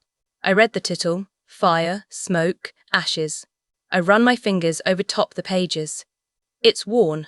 Looks as if someone has read it many times. I flip to the first page and start reading. 2. By the next morning, I am over halfway through the book. I didn't sleep at all last night. I stayed up and read the amazing book. I look out the window and see a bunch of wolves coming. Is it George? Did he come to save me? I get up and rush to the window. I don't see George, and I don't recognize any of the wolves. My door opens and I whip my head around. My dad stands there. What's going on? They heard that my long-lost daughter has returned, he says with a smile. I look back at the window, then at him. Well, I'm not going out there. I'm not forcing you to, he says, but they will be out there for a while. Breakfast is ready, he says and leaves, closing the door behind him. I watch the wolves out the window again. There's so many. How am I ever going to get out of here? Chapter 16. I yawn as I get ready for bed. I brush my teeth and head to bed. I pull back the covers and climb inside, something that I find myself doing a lot, often. As I drift off into dreamland, something burst through my door. I quickly turn around in bed and at the person. The bright hallway lights are blind, causing me to throw a hand up to my eyes. As my eyes adjust, I notice a man standing my doorway. Who are you? What do you want? I yell at the dark figure. Shh, Alyssa. It's me, baby, my favourite voice says. He wants closer to me, and his wonderful scent fills the room. George, I croak. I'm almost to tears. He steps closer to me, and I start to see him face. I smile and jump out of bed. I run over to him and hop into his arms. He wraps me in a tight hug. Are you really here? Yeah. Wait! Don't answer that. I love you so much, I say. He chuckles. I love you too. He whispers into my hair. Someone runs into the room. I pull back and look over George's shoulder. A man stands there. Your Highness, we have to leave. Now. Okay, thanks, George says, and the man leaves the room. George looks at me. We have to leave.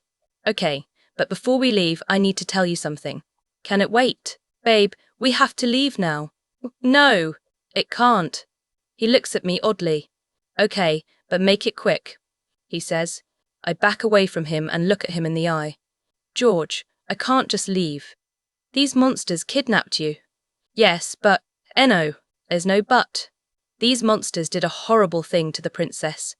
They aren't going to get away with it. But they are my family. They are my family, I say. George just looks at me. What? He breaths out. They are my real family. My parents. I was kidnapped when I was little by my parents that just died. They were never my real parents. That's why they didn't care about me. They kidnapped me. They aren't my family, and Nick isn't. I say and realise that everything that happened between me and Nick were a lie. We weren't siblings. Was it all an act? It can't be. Nick. George wraps me in a big hug again. Shh, it's okay. He says when I say, it's going to be okay. I'm here now. George, my whole life is a lie.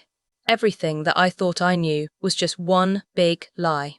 My parents kept everything from me. No, it's not. You are not a lie. Our life together can never compare to any other. He whispers sweetly into my ear. Are you even real? I ask. He chuckles deeply.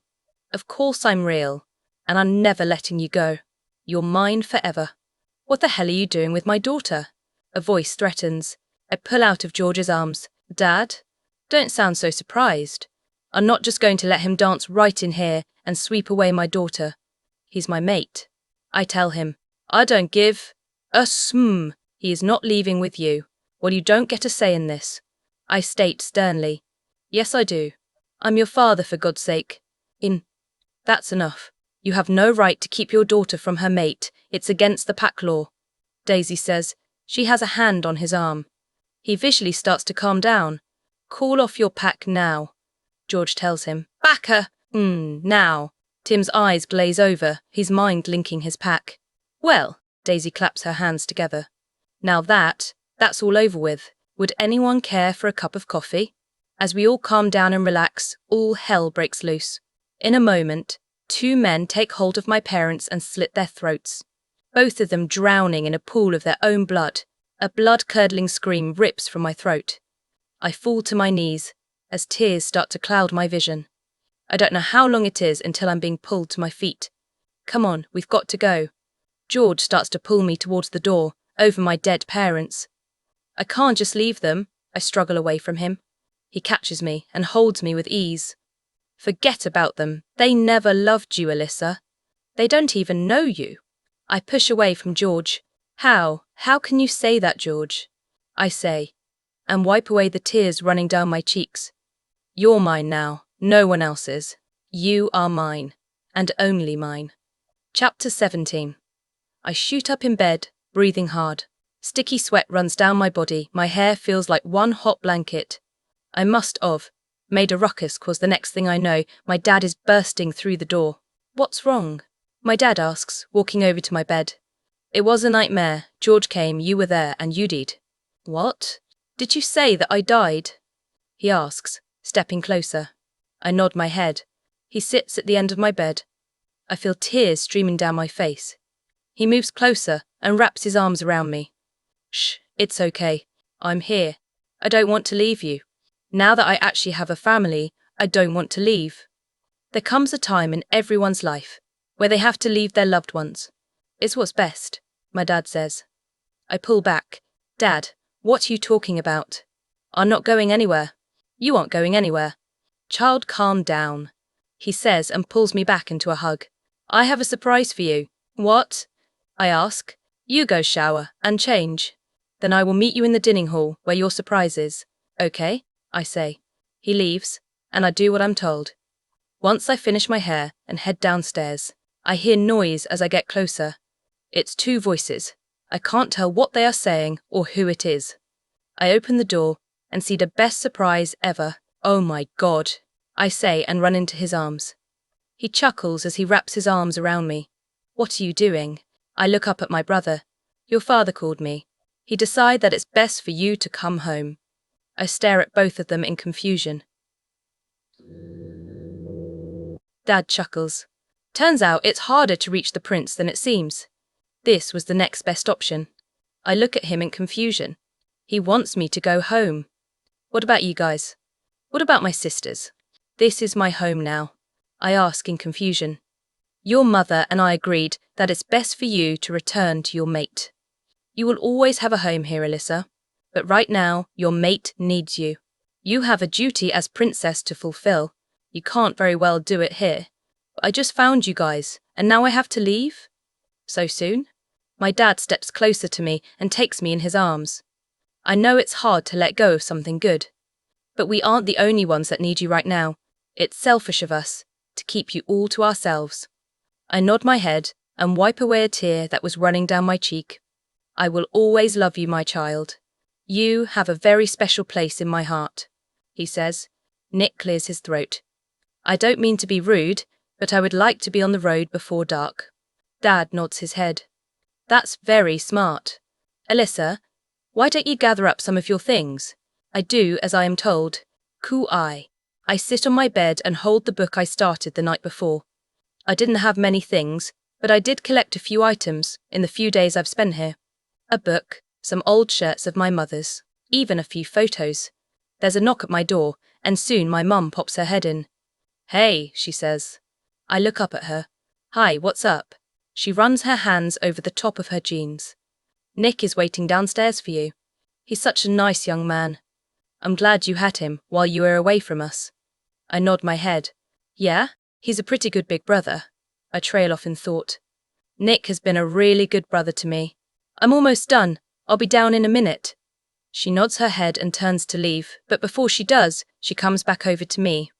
I know it's hard to leave. Goddess knows I don't want you to leave, not since I finally have you back, but it's the right thing to do. She holds up a crystal necklace.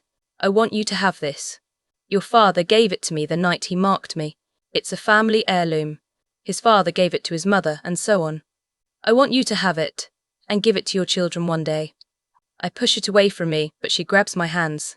I can't accept this. This is too much. No, I want you to have it. Something to remember us by. I know it's going to be hard, being away, but you've got duties to fill. Just remember, we are always with you. I nod my head and take the necklace, choking back any tears in my eyes. I'm going to miss you guys. I will miss you too. Good thing phones exist, she says with a laugh, and I can't help but laugh with her. Come visit us anytime. I will. She leaves as I finish packing up my things. And soon, I'm ready to go. I walk the staircase to downstairs and find them waiting by the door. I give both my parents hugs, and they kiss both of my cheeks. They wave at us from the doorway as we walk to the car. Don't forget to text me when you get home, Mum calls after me. I chuckle. So this is what parents should act like. I buckle myself in. You ready to go? Nick asks me. I tell him yes, even though I'll never be ready to leave them. Chapter 18. Hey Alyssa, wake up. We're here, a voice says. I wake up and look out the window. I see George's house. I smile at the thought of being home, but then I'm pained with thought of leaving my family. Does he know I'm coming home? I ask, looking over at my brother. He shakes his head. No. Why didn't you tell them? Because I didn't want to get his hopes up. This past week has been pure hell for him, Alyssa. I would never do that to a man that has lost his mate, he says. I look over at my brother and nod in understanding. I understand why he did it. I wouldn't want George to hurt any more than he already has. I reach for the door handle, but don't open it. What's wrong? My brother asks me. I haven't thanked you for coming to get me. It means a lot to me. After everything that has happened lately, it's reassuring to know that I'll always have someone there for me. You're my sister. Blood or not, I'll always be there for you, as you would be there for me. Now, go on. You've got one anxious mate on your hands, as do I. I chuckle. I turn back to the door and open it. It's dark outside, and the lights from George's office glow. I watch the house. My brother sees me. Go to him, he says, and that's what I do. I go to my mate. I walk into the house and almost head to our bedroom, but I know George too well. He won't sleep until I am found. I turn on my heels and quietly head to his office. I get to the door and look through the crack in the door. He sits at his desk, looking at something. It looks as if he hasn't slept in days, which I'm sure he hasn't. Sleep isn't as important to werewolves, but we still need it. We can only last a few days without sleep. I watch him silently. He just continues to go through papers. He gets a phone call. He puts it on speaker. Yes, Alpha, we have a report on your Luna. George cheers up a little. Or any news? A little. We found her scent heading this way, towards your house. He smiles. Really? Anything else? Not at the time, but we are still working on it. Okay, thank you, Hayden, he says and hangs up. He lets out a sigh. After a minute or so, he looks up. Please, Moon Goddess, bring her back to me, he whispers. She already has, I say, and walk into the room. His head snaps and look at me. His eyes go wide. You're here, he whisper. He breaks into a smile and wraps me in a tight hug. He breathes in my scent.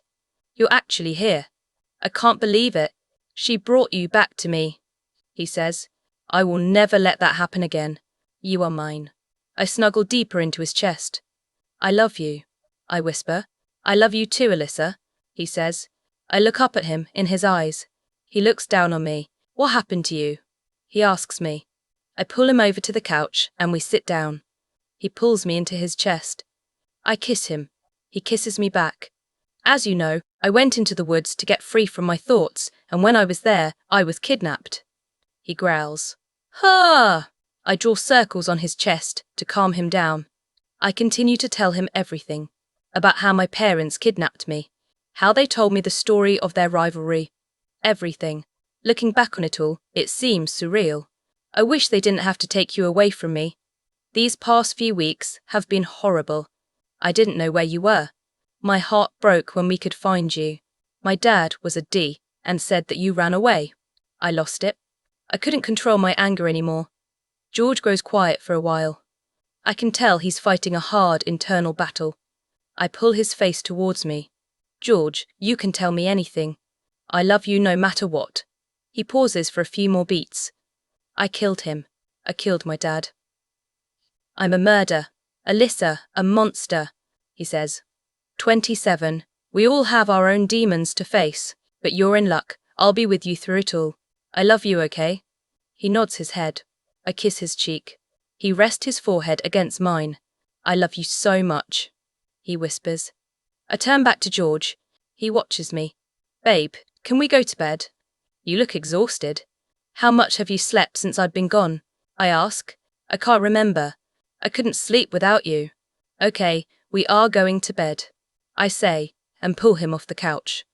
He chuckles. We head up to our room and get ready for bed. I slip on one of his shirts as he strips down to his boxers. He gets in and I get in after him. He wraps an arms around me. We shut off the light. I'm never going to let that happen to you again. I know. But this time it was a good thing. Doesn't matter. It might have been a good thing, no, but we don't know next time, and there won't be a next time, he says. He kisses the back of my head. I sigh and start to remember the feel of his touch. I hope this isn't a dream, I whisper to myself before falling asleep. Chapter 1.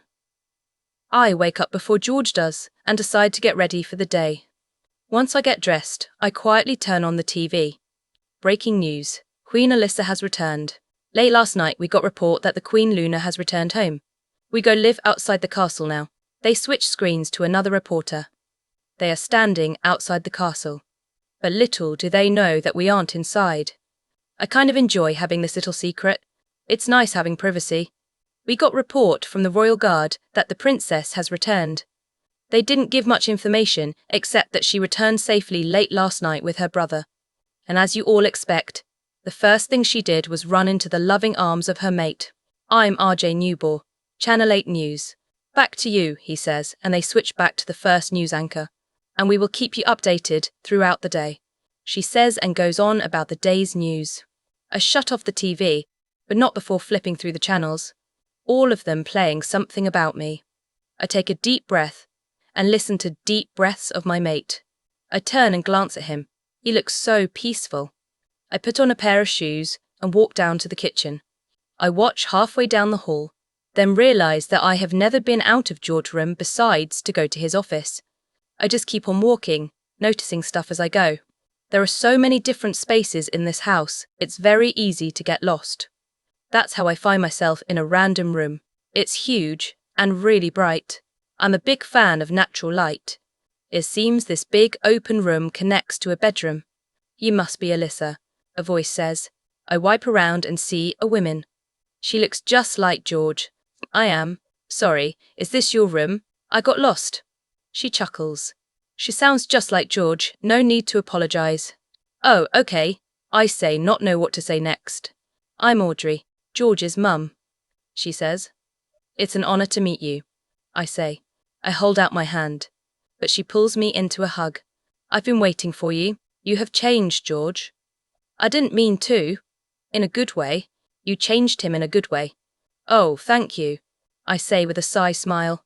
She smiles at me. A maid comes in. Eleanor, can we get some food in here? And make sure to inform my son where we are when he gets up, she says, power flooding her voice.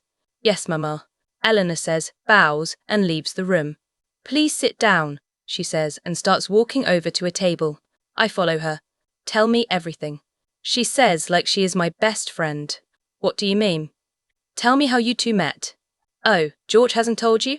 I ask. She looks down and shakes her head. No. His has been distant from me. She pauses for a moment before continuing her sentence. Ever since I left. You left? Did you just come back? Her eyes glaze over for a moment before returning to mine. When I found out that I was mated to the future Alpha King, I was so excited. We were madly in love.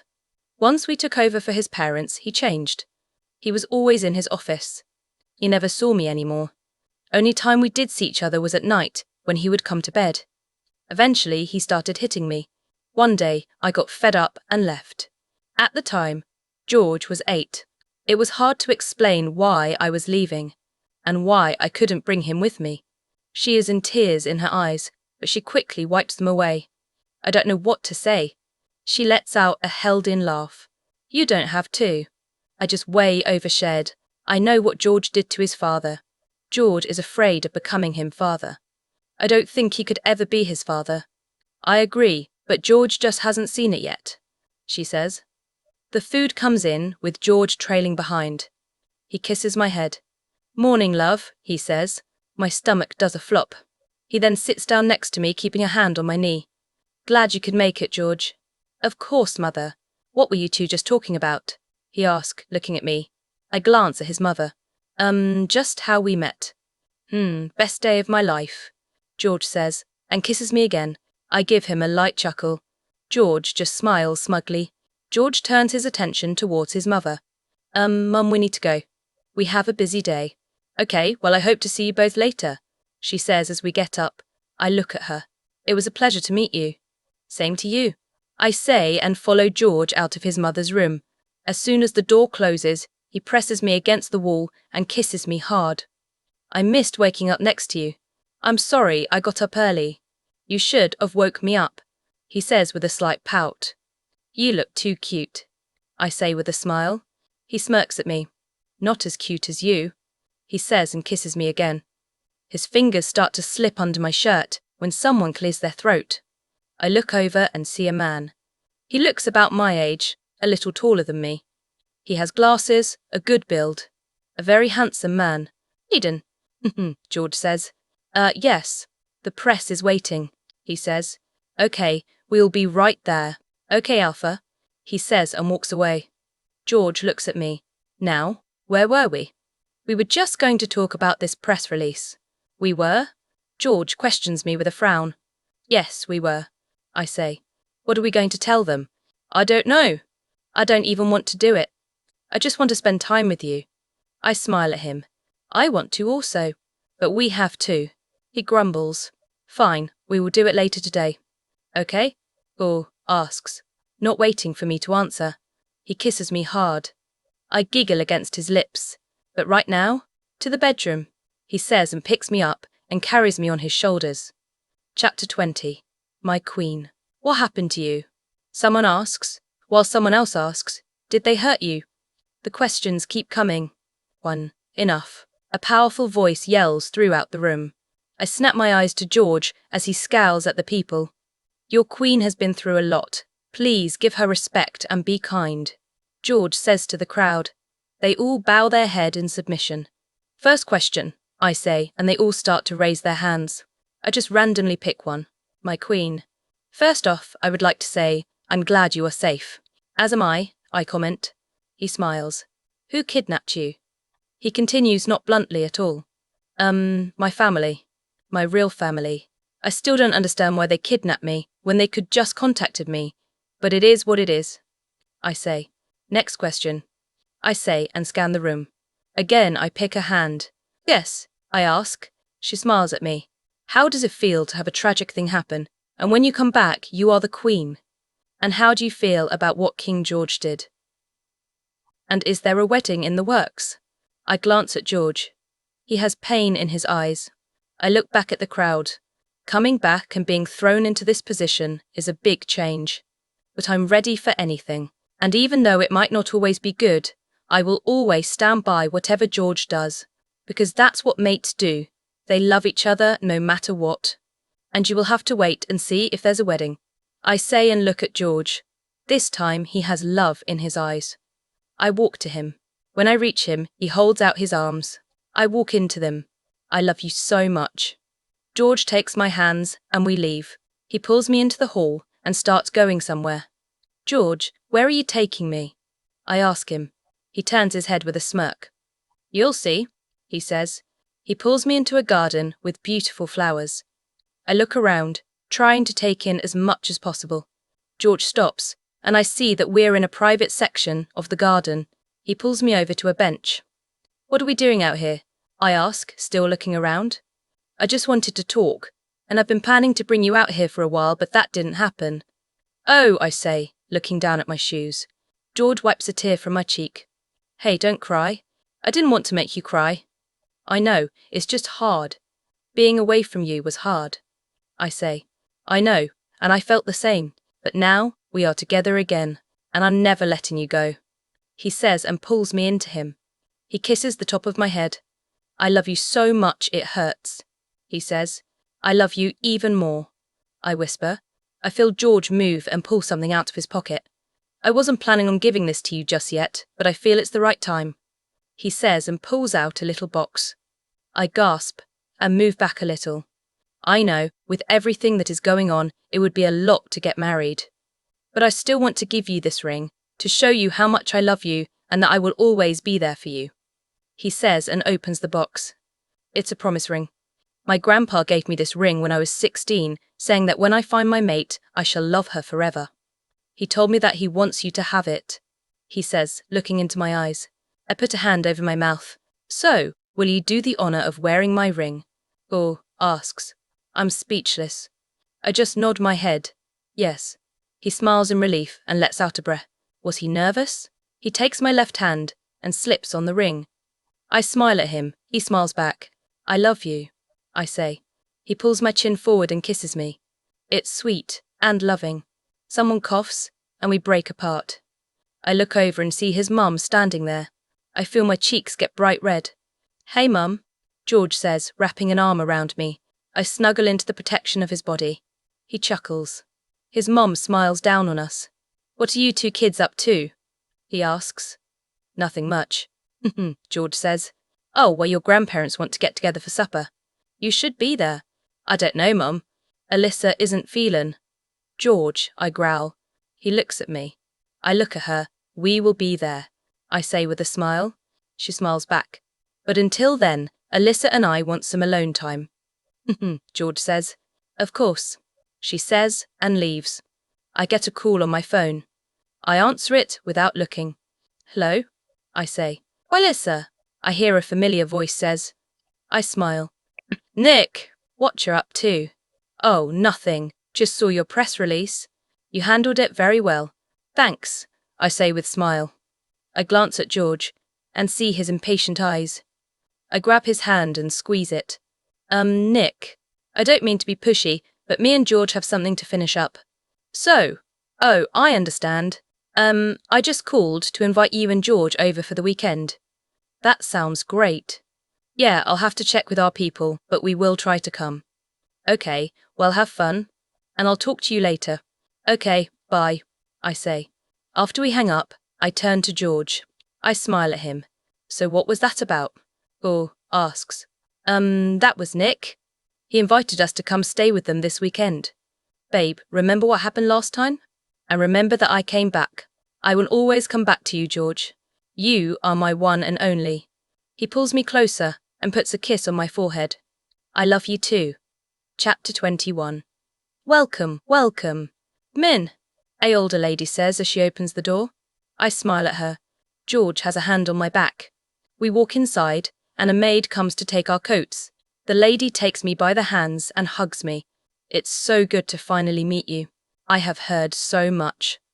George talks about you non-stop, she says. I give her a worried look. She smiles. All good things. I smile. Thanks. I wish I could say the same, but we haven't had much time together. She smiles softly. All in good time. Come this way, she says, motioning us to follow her. George comes up beside me. Sorry about that, he whispers softly. No problem at all. She's sweet. We walk into the main living room and find an older man sitting in a chair. George lets go of my hand and quickly goes to the man. I already miss the warmth of George. Grandpa, George says, and hugs the man. He laughs. George, 24 years old and still a ball of energy. Yep, that's me, Grandpa, George says with the happiest smile I have ever seen him show. George looks at me. Babe, he says with a hand out, motioning for me to come over. I walk over and take his hand. We turn to the man known as Grandpa. Grandpa Joe, this is my mate Alyssa. Ah, the famous Alyssa. Nice to meet you, he says, holding out a hand. I take it. Joe looks to George. What a fine young lady you have for a queen. George smiles down at me with joy. I can feel the pride radiating off of him. I could live with that feeling forever. It never gets old. So, how about some dinner? George's grandma asks just as George's mother, Audrey, arrives. Sounds great, Grandma. George says. Thank you for having us, Audrey says as we sit down. Of course, nothing like a good family dinner, too. Throughout the night, I got to know more about George and his family, and I'm glad they welcomed me into the family with opened arms. We stayed for a long time, so it wasn't until late that we returned back to the house. I brush out my messy hair while George is in the shower. He comes out not wearing anything. He comes over and kisses my cheek. Hey, babe, he says in a husky voice. Hey, I say softly. So, it seems my family loves you, he says with a smile. Hee. I scrunch my eyebrows. How can you talk about your family while fully naked? I say with a slight giggle. I'm a man of many talents, he says with a smirk. I finish brushing my hair and get my pajamas on. When I come back out of the closet, George is in bed, doing something on his phone. I run and jump on the bed. He chuckles deeply. I smile. I kiss him and get under the covers. What are you doing? I ask. Nothing much, just checking in with my beta. Oh, okay. I pause for a second before I sit up. George, can we talk about something? It's been on my mind for a while. I ask him. I lean back against the headboard. He puts his phone down and looks at me with concern. What is it, baby? He says.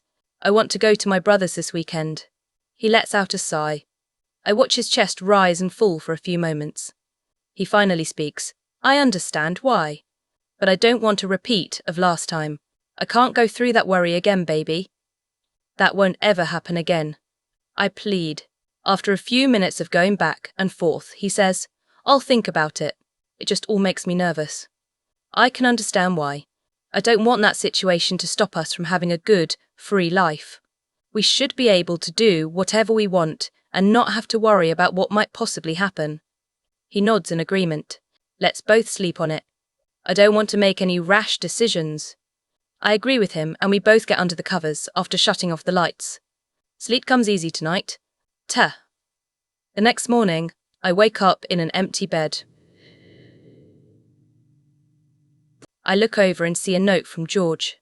Sorry, I couldn't stay to see your beautiful face when you wake up. I really wanted to. I have some business to attend to. I will see you later, my love. I smile reading the note. I get out of bed and decide to take a bath. I add a bunch of bubbles and get in. But before I get in, I grab a book.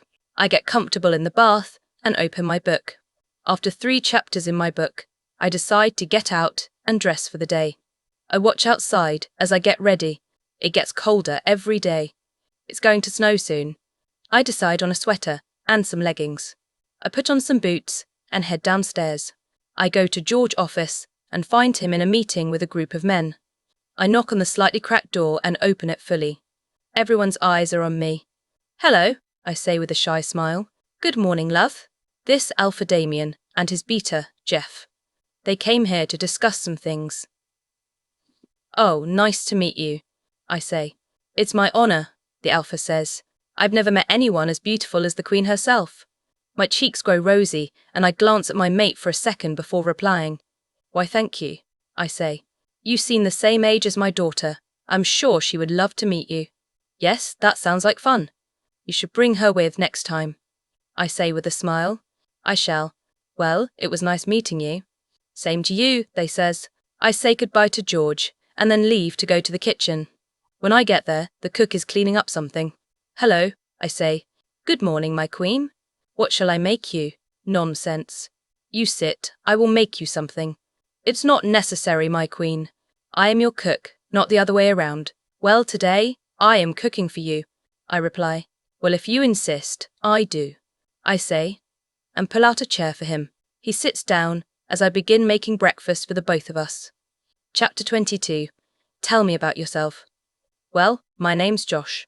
I'd work here for 15 years. I have a mate and 3 kids. Really? What are their names? Jake and Brody are twins, 10, and Lucy is 8. That's awesome. I love that age, they are so fun. I suppose you are busy though? Yes, but it's worth it. I love them. I smile. I can't wait to have kids of my own. You want kids? Yes, someone has to make the heir. I joke, he chuckles. How many do you want? Or asks. Not sure, but at least 3, I say. I can see a bunch of mini versions of you and the king running around. He says. Me too, I decide. Once I am down making the food, I set a plate in front of him and sit down next to him. We dig in, and after a few minutes I turn to him. So what do you think? I ask. This is amazing, he says, and puts more food in his mouth. Thank you, I say. There's a few maids that come into the room laughing. But when they see me, they stop. Sorry, Mama. Please, you don't have to stop laughing when I'm around. I want you guys to act like I'm just another person. Okay? Okay, Mama. Oh, and don't call me Mama. Just call me Alyssa. Okay, Ma, I mean Alyssa, the maids say. I smile at them. So what are your names? I ask. I'm Laurie, and this is my daughter Kayla. She says and points to the girl around my age, behind her. Nice to meet both of you, I say. I start reaching for my empty plate. Oh, let me get that, Laurie says. I hold out my hand. No need. I am capable of putting my dishes in the dishwasher. You forget that before I was the queen, I was a normal girl, I say with a smile. It takes a minute, but they smile too. I clean up my mess. Kayla, can I have your help for a minute? I ask. It can get pretty lonely here in this big house. Might as well make as many friends as I can. She shyly nods her head. I have her follow me. We go to the library. I have her sit down. So, Kayla, tell me about yourself. I'm afraid that there isn't much to tell. Well, I want to know everything. How about we start with age? Okay, I'm 17. Cool. Any boyfriends? Mates? One night stands? I say the last one with a smirk. She giggles. No, she says, and starts blushing. So, any crushes? No, not really. My family's poor. We go to work and home again. We don't have much time for socializing. Goddess. I can't remember the last time I went shopping, let alone could afford new clothes. She pauses and realizes her sudden outburst. Her cheeks grow red, and she begins to apologize. I hold out a hand to her. There's no need to apologize. What size are you? 8. Really? Me too. Listen, I have some extra clothes that I don't wear. You can browse them if you're interested. I offer to her. No, I couldn't do that. It's fine, I don't wear them. You'd actually be helping me out. No, please. I don't want them. Fine, but they are there if you need them, I tell her. Okay, she says. I won't keep you any longer. Just wanted to talk. I guess I will see you later, and we should hang out. Yeah, I would like that, she says, with a smile. She leaves the room, and I sit back down, reading my book. Cluely. Later, I walk back into my bedroom to see Laurie in my closet. Miss Laurie, may I ask why you are in my closet? Or in our personal quarters without permission? I'm sorry, I was told to pack a bag for you. What? Who told you that? I ask. She chuckles. Your mate. Oh, carry on, I guess. I'll be right back. I say and start for George's office. I get to George's office and he is doing some paperwork at his desk. Hey, I say as I come into the room. He looks up and smiles. Hey, so, why are the maids packing our stuff up? He smiles. I thought about what you said about going to your brother's house, and I think we should go. He says, and I start squealing. But we have to bring a few guards. All right, I can handle that, I say with a huge smiles. He gets up, and I jump into his arms. Thank you, thank you, thank you. He laughs. No problem. Now I have some work to finish before our trip. Yeah, okay, I'll see you later, I say. I'll just go call my brother. Okay, bye, sweetheart, he says as I leave. I walk back to my room and watch Laurie as I call my brother. Alyssa Reagan, he says when he accepts my call. Nick. Oh, hey Alyssa. What's up? Nothing much, just finishing some paperwork. Nick responds. Fun. Anyway, I was calling to tell you that George and I would love to come this weekend. That's great. We were hoping to have you over again before you get too busy. Yeah, that's probably a good idea, I say with a laugh. It's still unreal that I'm the queen. I knew that you were going to do great things. Thanks, it means a lot. Yeah, That's what I'm here for. Anyway, I have to go. See you soon. Bye, I say as I hang up. At that time, Laurie comes back into the room. Miss Alyssa, what do you think about this dress for you trip? He asks. I turn and look at it. Perfect. She goes back to packing my bag in the closet. When she is done, she comes out. Is there anything else I can get you? He asks. I pause and think for a moment. I don't think so, but there is something that you could do for me. And what is that? He asks. You and Kayla can take the night off. George and I no longer need your service today. Are you sure? We could always stay. Yep, I'm sure. I say, and she smiles. Thank you. Laurie says, practically jumping, she's so excited. Yep, have a good night. Same to you, Miss Alyssa, she says as she leaves the room. I look over at the clock and see that it is only 8 p.m, but I'm so tired. I decide to just go to bed early. I have a long day tomorrow. The next morning, I get up and actually find George in the room. He's sitting by the fire, drinking coffee. I get up and wrap my arms around him from behind the chair. Hey, I say. He kisses my arm. Hey, babe. How did you sleep? Like a baby. What time did you come to bed? I think around 1, he replies. I pull back and sit in the chair across from him. Axe, baby. That's not healthy. You, out of all people, need your sleep. He grumbles. I know, I just had a lot of work to do. You don't have to do all of it. Give some to your beta. That kid gets on my nerves sometimes. And you get on mine, but I'm still here, and getting a full night's rest. I point out. He grumbles something. I just smirk. Come on, babe. We leave in a few hours to go to Nick's house. Have you even packed? I haven't had time, and the maids are busy. Okay, I will pack your bag, and you go finish your work. Okay, he says. He gets up, gives me a kiss, and heads out. I sigh. If I don't get him to relax, it's going to be a long weekend. Chapter 23. I'm so glad you made it, Serenity says as she hugs me to death. I laugh. Me too, I say, and we let go. My little munchkin runs out of the house and into my open arms. Auntie Alyssa, you are here, he says. I smile. Yep, I'm here. I'm so happy you are back. I missed you, he says. I missed you too, I say. Did you bring Uncle George too? Sure did, yeah, he says and runs to find George. I find Nick and hug him. We head inside when George comes in with a giggling boy on his shoulders. I sit and admire them. As if reading my thoughts, Serenity says, he's going to be a good father. I smile at her. Sure is.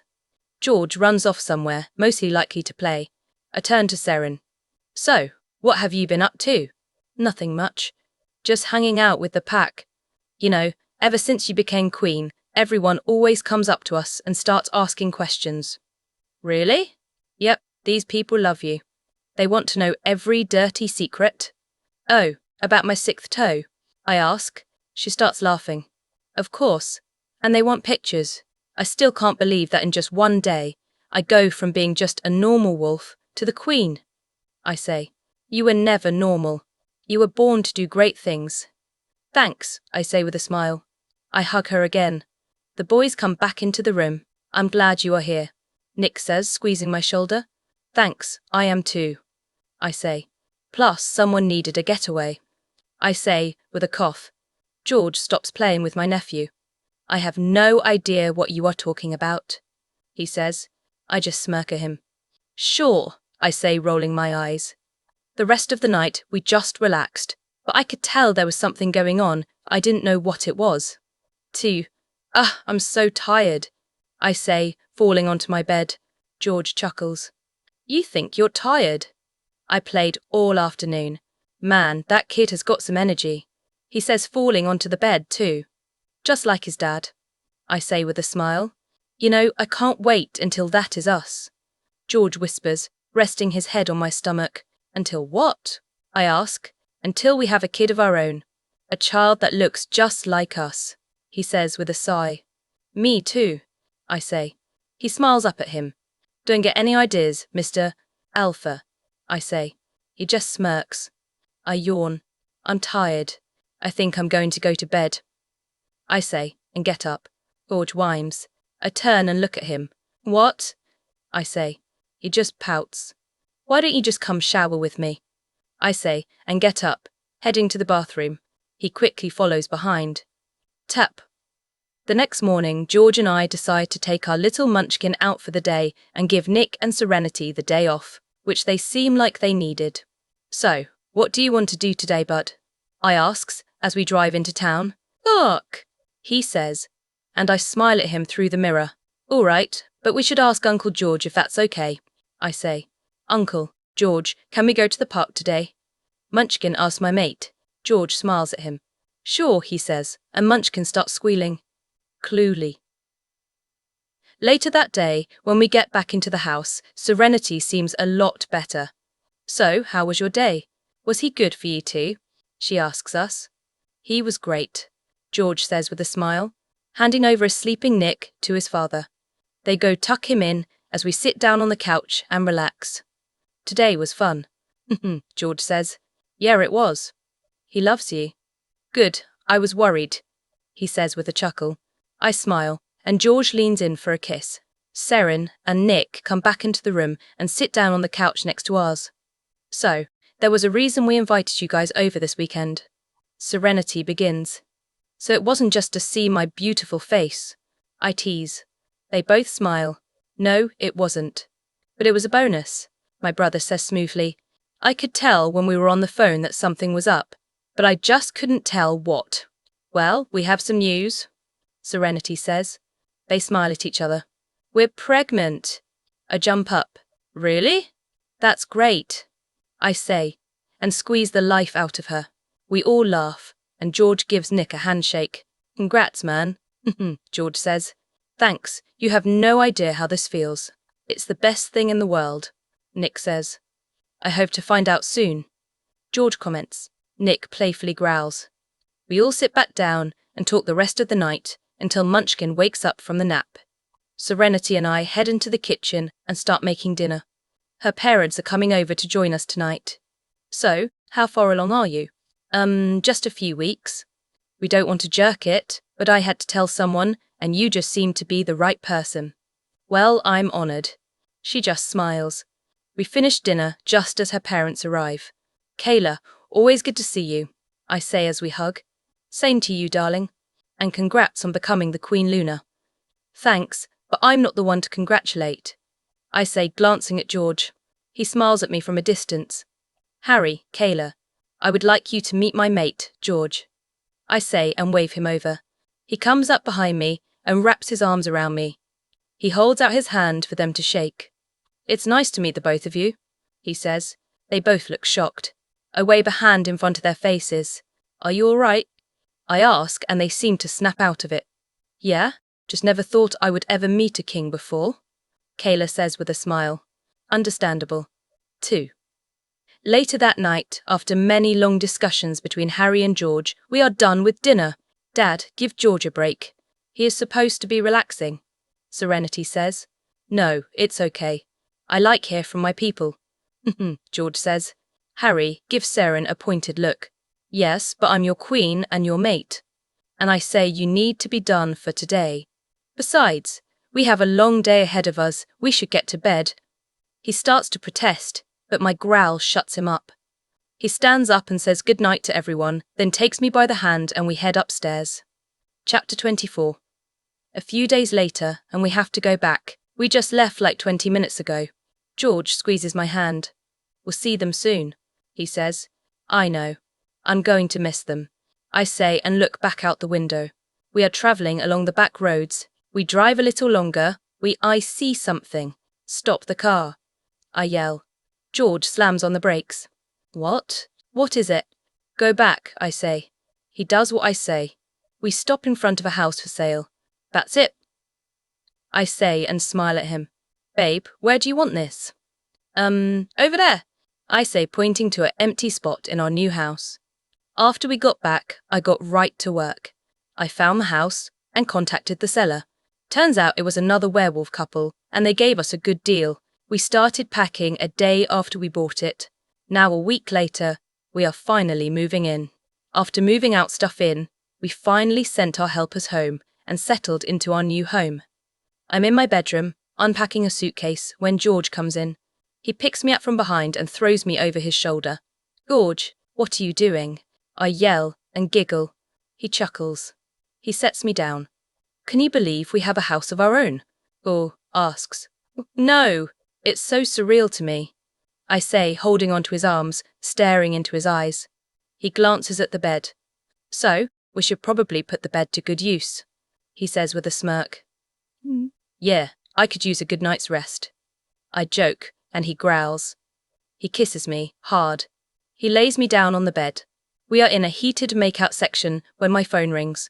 George growls and grabs it, throwing it against the wall, making it break into a million pieces. "Galil, why did you do that?" "My phone." I yell at him and punch him. "I'll buy you a new one," he says, and continues to kiss my neck. I push him away. "And a new case? And you have a deal." "Of course," he says, and I let him continue.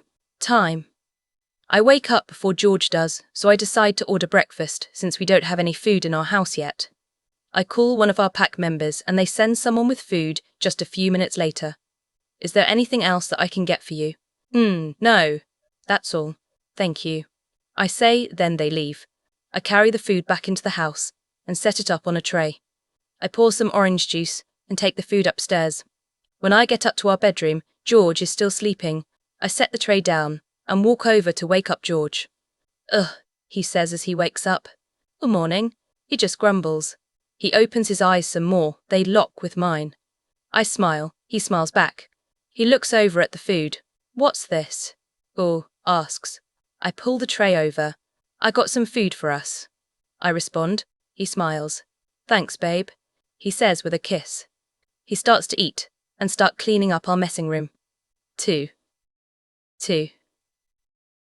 A few weeks later, I hang up the curtains that I just got today, right as George comes in.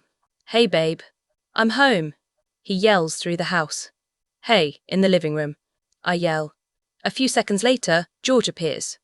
I get down from the chair that I was on. I walk over and kiss him.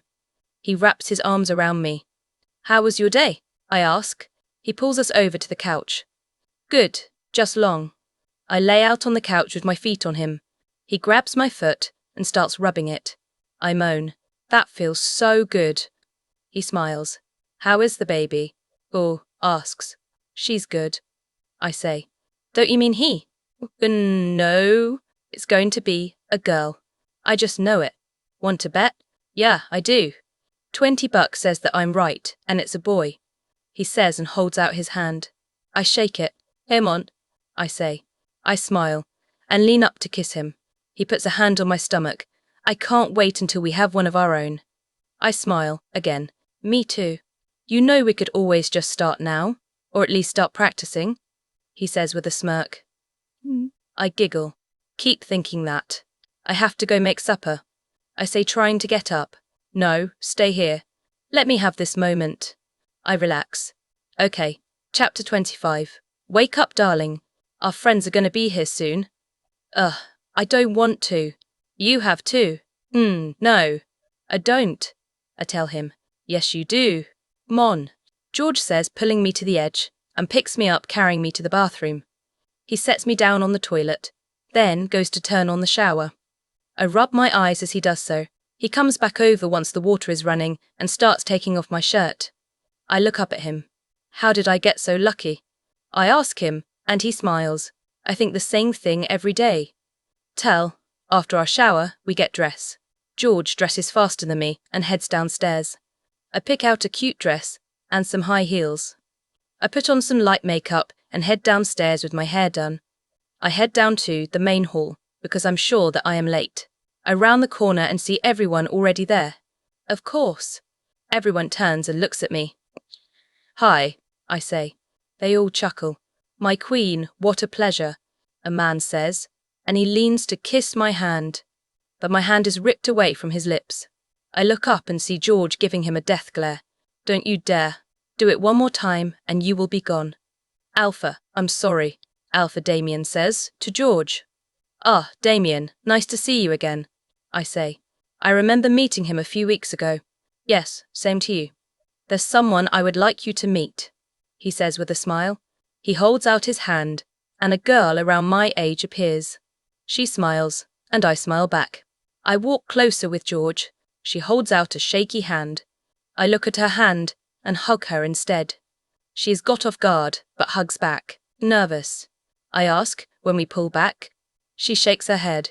Yes, no, need to be. But you're the queen, I have to impress you.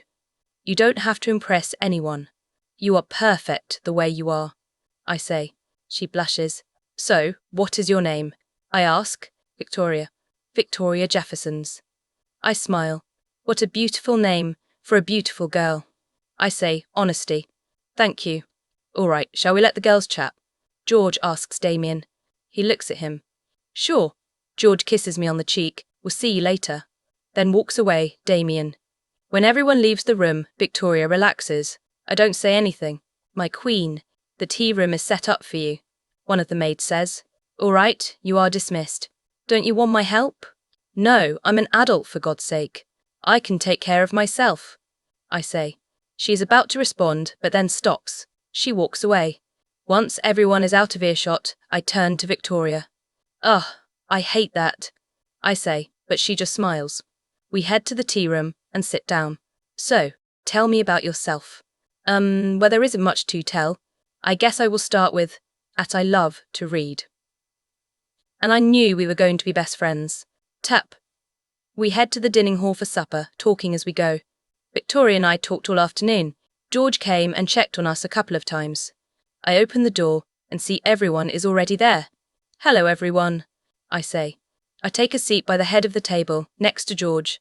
Victoria sits next to her dad and a woman. The woman smiles at me. Hi, I'm Sarah. Hello, Sarah. I'm Alyssa. Queen Alyssa, George corrects. I give him a look. He smiles. Wait, my queen. Sorry for the disrespect. Don't be sorry. It was a mistake, I tell her. She smiles. I look at George. Shall we eat? I ask. George says yes, and then says a short speech thanking everyone for being there. Then we dig in. I feel George's hand reach over and rub my thigh. I smile up at him. Did someone miss me? I ask. Of course I missed you, he says honestly. I love you. I love you too. The next day, we spent out shopping. Victoria and I find ourselves at the bookstore. A few hours later, after shopping for like half of the day, we head back to my house. So, what do you want to do tonight? I ask Victoria as we head to my room. A movie night? She suggests. Sounds perfect. We reach my room and put all of my new clothes away. George comes in as we just about finished. Hey, babe, he says and kisses me. Ugh, you two are so cute, Victoria says. George smiles. Yay! Do you have a mate, Victoria? No, not yet, she says sadly. Hey, it's okay. You will find him one day, I tell her. She smiles at the thought. Oh, babe, we are going to have a movie night tonight. Care to join? I'll just let you guys do your thing. I have Hayden coming over to discuss some things anyways. Oh, okay. I guess I will see you later, I say. We leave the room and go get something to eat. Later, we head to the movie room and start searching for a movie to watch.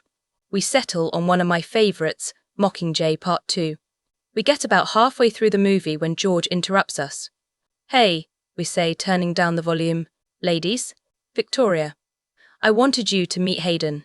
Hayden, this is Victoria, George says, and they stare at each other in awe, just the way mates do. Hayden growls and quickly takes Victoria into his arms. He sticks his head in her neck. She looks at me in worry. I just smile and tell her that it's going to be all right. George and I decide to leave them alone and back to our room. I run and jump up on the bed. Ah, this is nice, I say, relaxing into the bed. George joins me. I can't believe they are mates, unhappy for Hayden. He has wanted a mate for a long time. Yeah, and they are perfect together.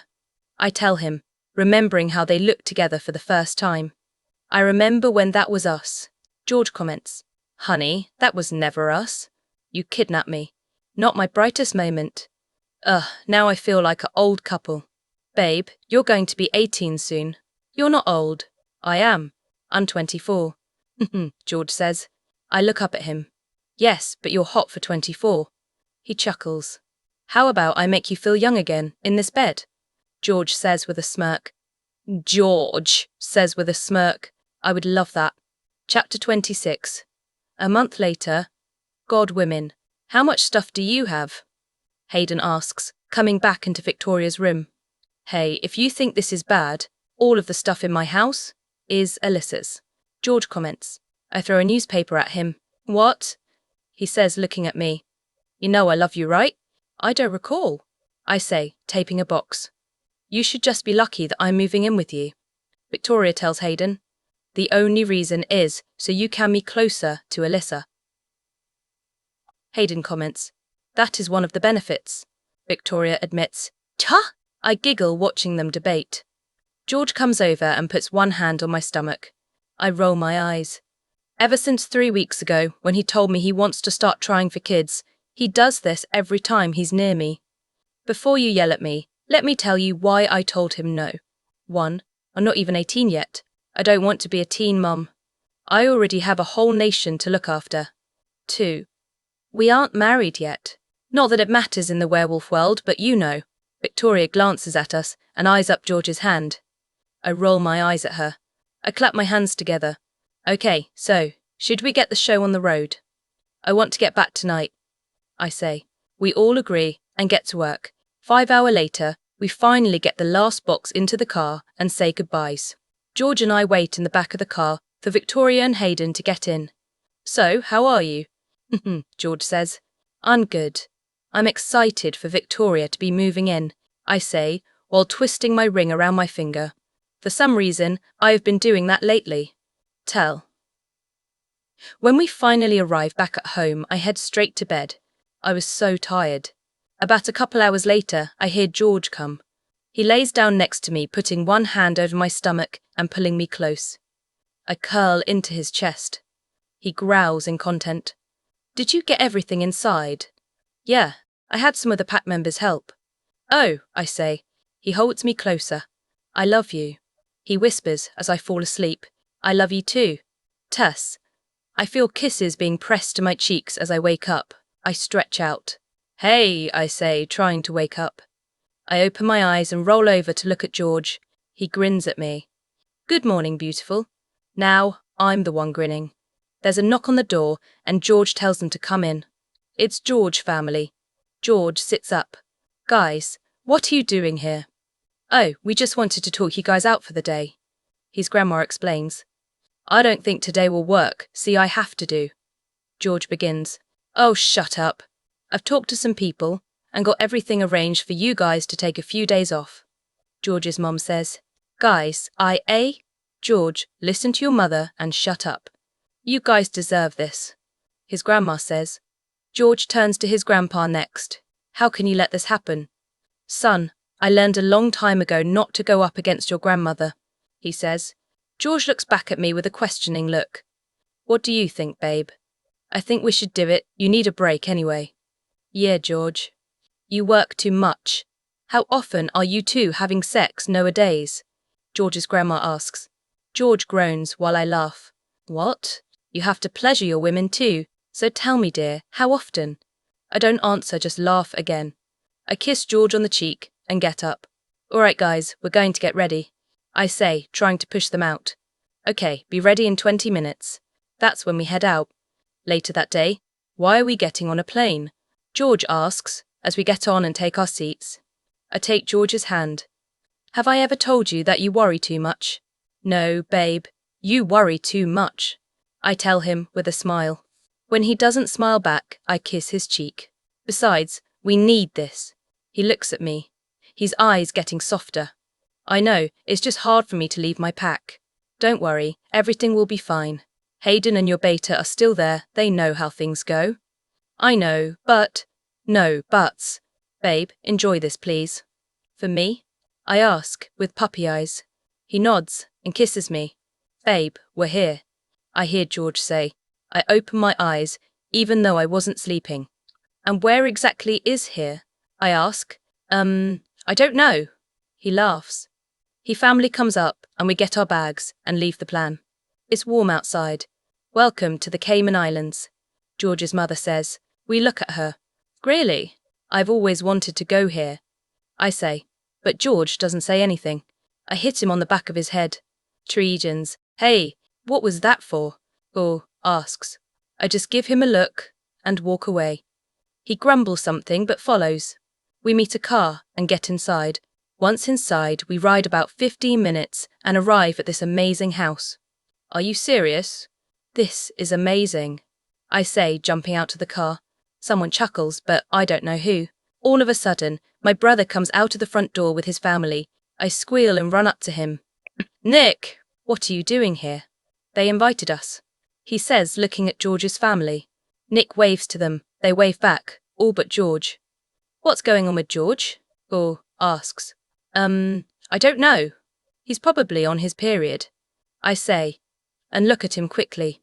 Then I walk around Nick and to a very pregnant Serenity. Serenity, you're huge, I say, but quickly realize what I just said. You know what I mean, I say. She just smiles. We hug. So how are you? Any babies on the way? He asks. I roll my eyes. Don't get me started on that. She gives me a look. Oh, touchy subject. Yeah, I say. My little munchkin runs out and I hold out my arms. He comes up to me, gives me a hug, then asks where George was. I roll my eyes and point to him. He smiles and runs up to George. I see how cool I am. I say to Serenity as we walk inside. She just laughs. Don't worry. One day he's going to wake up and be all about you. He does this all the time. Oh, does he? I say, and Serenity just smiles. Come on, you have to see the backyard, she says, pulling me to the back of the house. On the way, I look at all the artwork and beautiful rooms. Wow, this house is amazing, I say, but then see the backyard. Picture on top. Holy shork, that's, I have no words. I know, I was the same way. I turn to her. So how long have you guys been here? Chapter 27. I turn to her. So how long have you guys been here? We got here last night.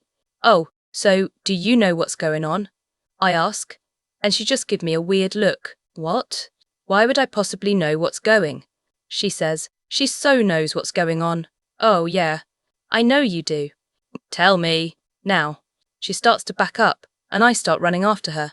I don't know what you're talking about, she says as we run past the rest of our group. You shouldn't be running. Nick yells after his mate. Come here. I yell after her. No. She screams, running up the stairs. I follow her into her bedroom. She gets up on the bed. Don't come up here, she says. I smile and get on the bed. Tell me what we're doing here and I won't tickle you, I say, and she doesn't say anything, just looks away. I walk towards her and start tickling her.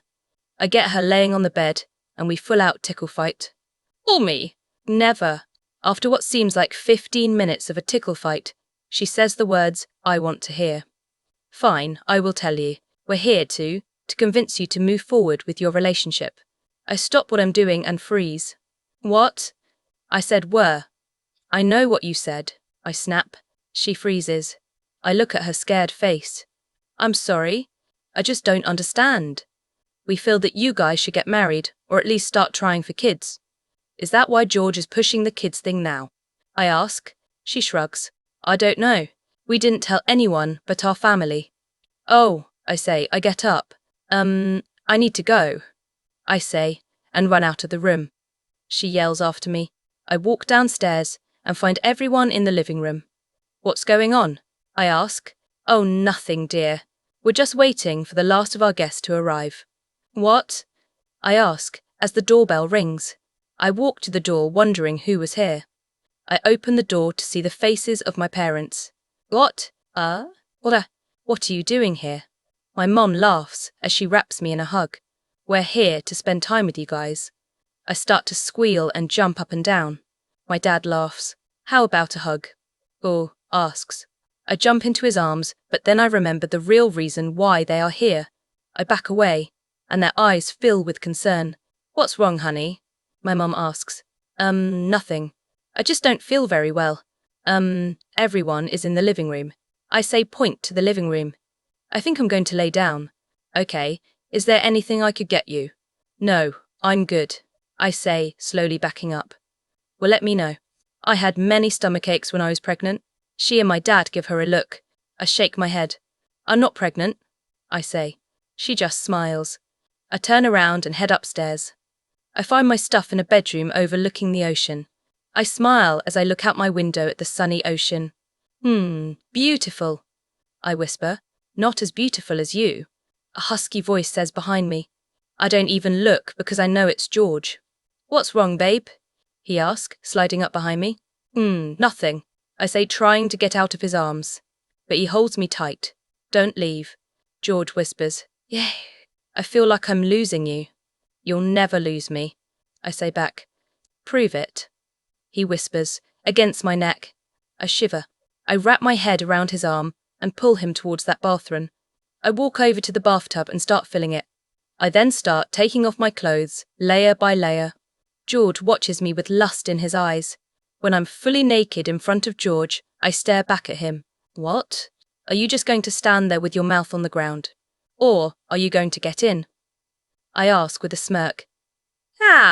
He just stares for a minute longer, watching as I slip into the warm water. Then he starts taking of this clothes and joins me in the tub. I lean back onto George as we relax in the tub. No one has come to check on us. Neither one of us has said a word. We just close our eyes and let the water calm us. I feel wet kisses being placed down my neck. I hold back the moan as I grip George's leg. He chuckles. I love you. I love you too, I say back. I feel the water start to get cold and decide to get out and put on some comfortable clothes. I stand up and wrap a towel around me. Where are you going? I'm getting cold, I say. I could warm you up, he says with a smirk. I turn to him. I'm sure you could, I say with a smirk. He blushes and gets out of the water. He lets the water drain, then follows me into our room. I head to my suitcase and start pulling out an outfit. George does the same. We pull out clothes in silence. Do you know the real reason why we're here? I ask. No, I thought my family was just giving us a trip. Nope. They brought us here trying to kickstart us into marriage. I say. I hear nothing for the next minute and slowly turn around. George is shaking, anger filled his eyes. Are you serious? He asks me. George, are you serious? I wiper and back away. George notices, and his eyes soften. Babe, I'm sorry. I didn't mean to scare you. It's okay. He walks over to me and wraps me in his arms. No, it's not. I should have never have done that. I just can't believe my family would do that. Or, I know, I'm so mad. I say, and then look up at him, but I have the perfect plan. I say and smirk. He looks down at me at first with a confused face, then smirks with me. Let's hear it. I can't believe you. How dare you call me that? I did nothing. I shout at George, making sure to be loud enough for our families to hear. Point 5. George smiles at me. Oh yeah.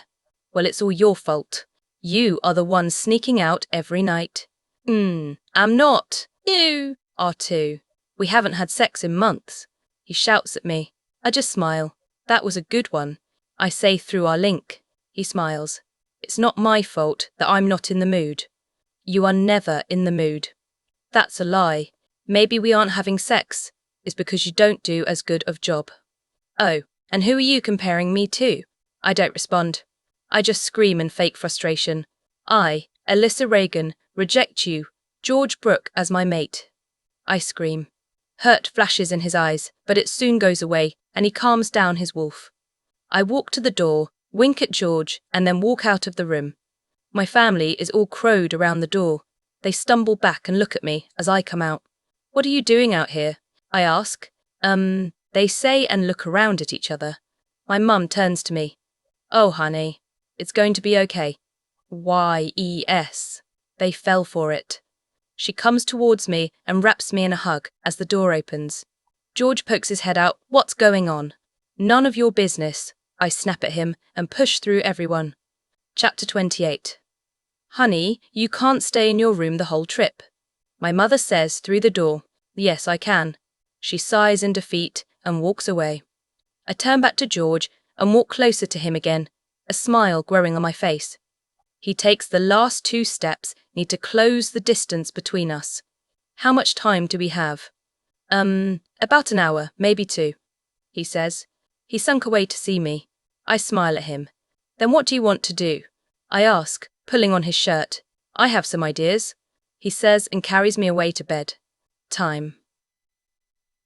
After the long activities we take part in, we finally stop, even thought both of us don't want to. I haven't touched George in 3 days.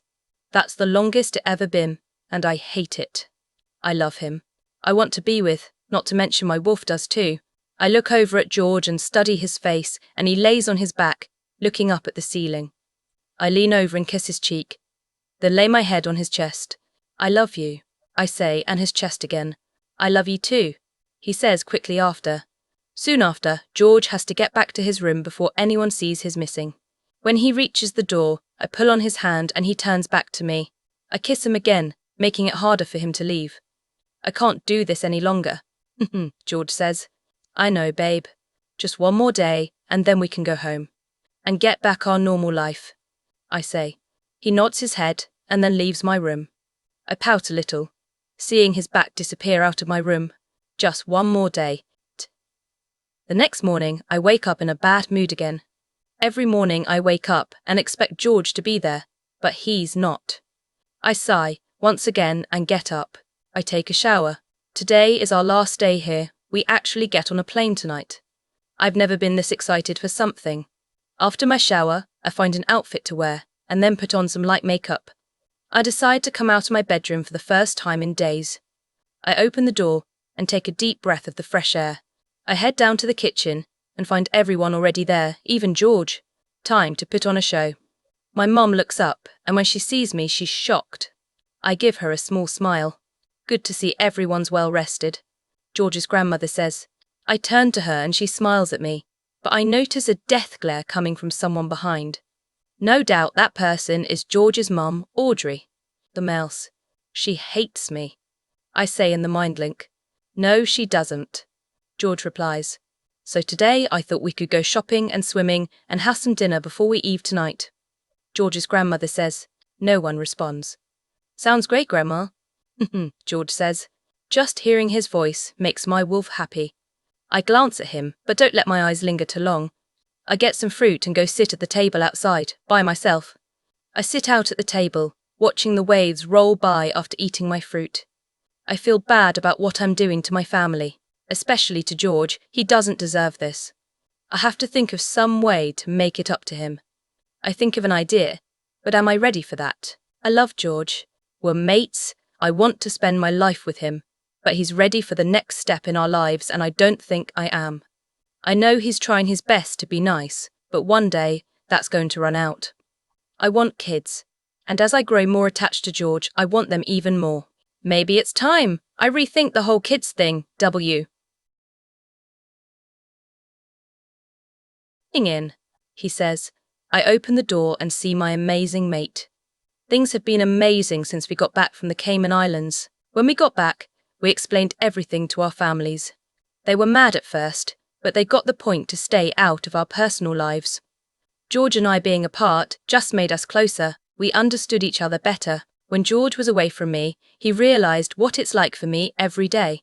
I was always stuck alone at the house and wait for him to come home and not spend time with me.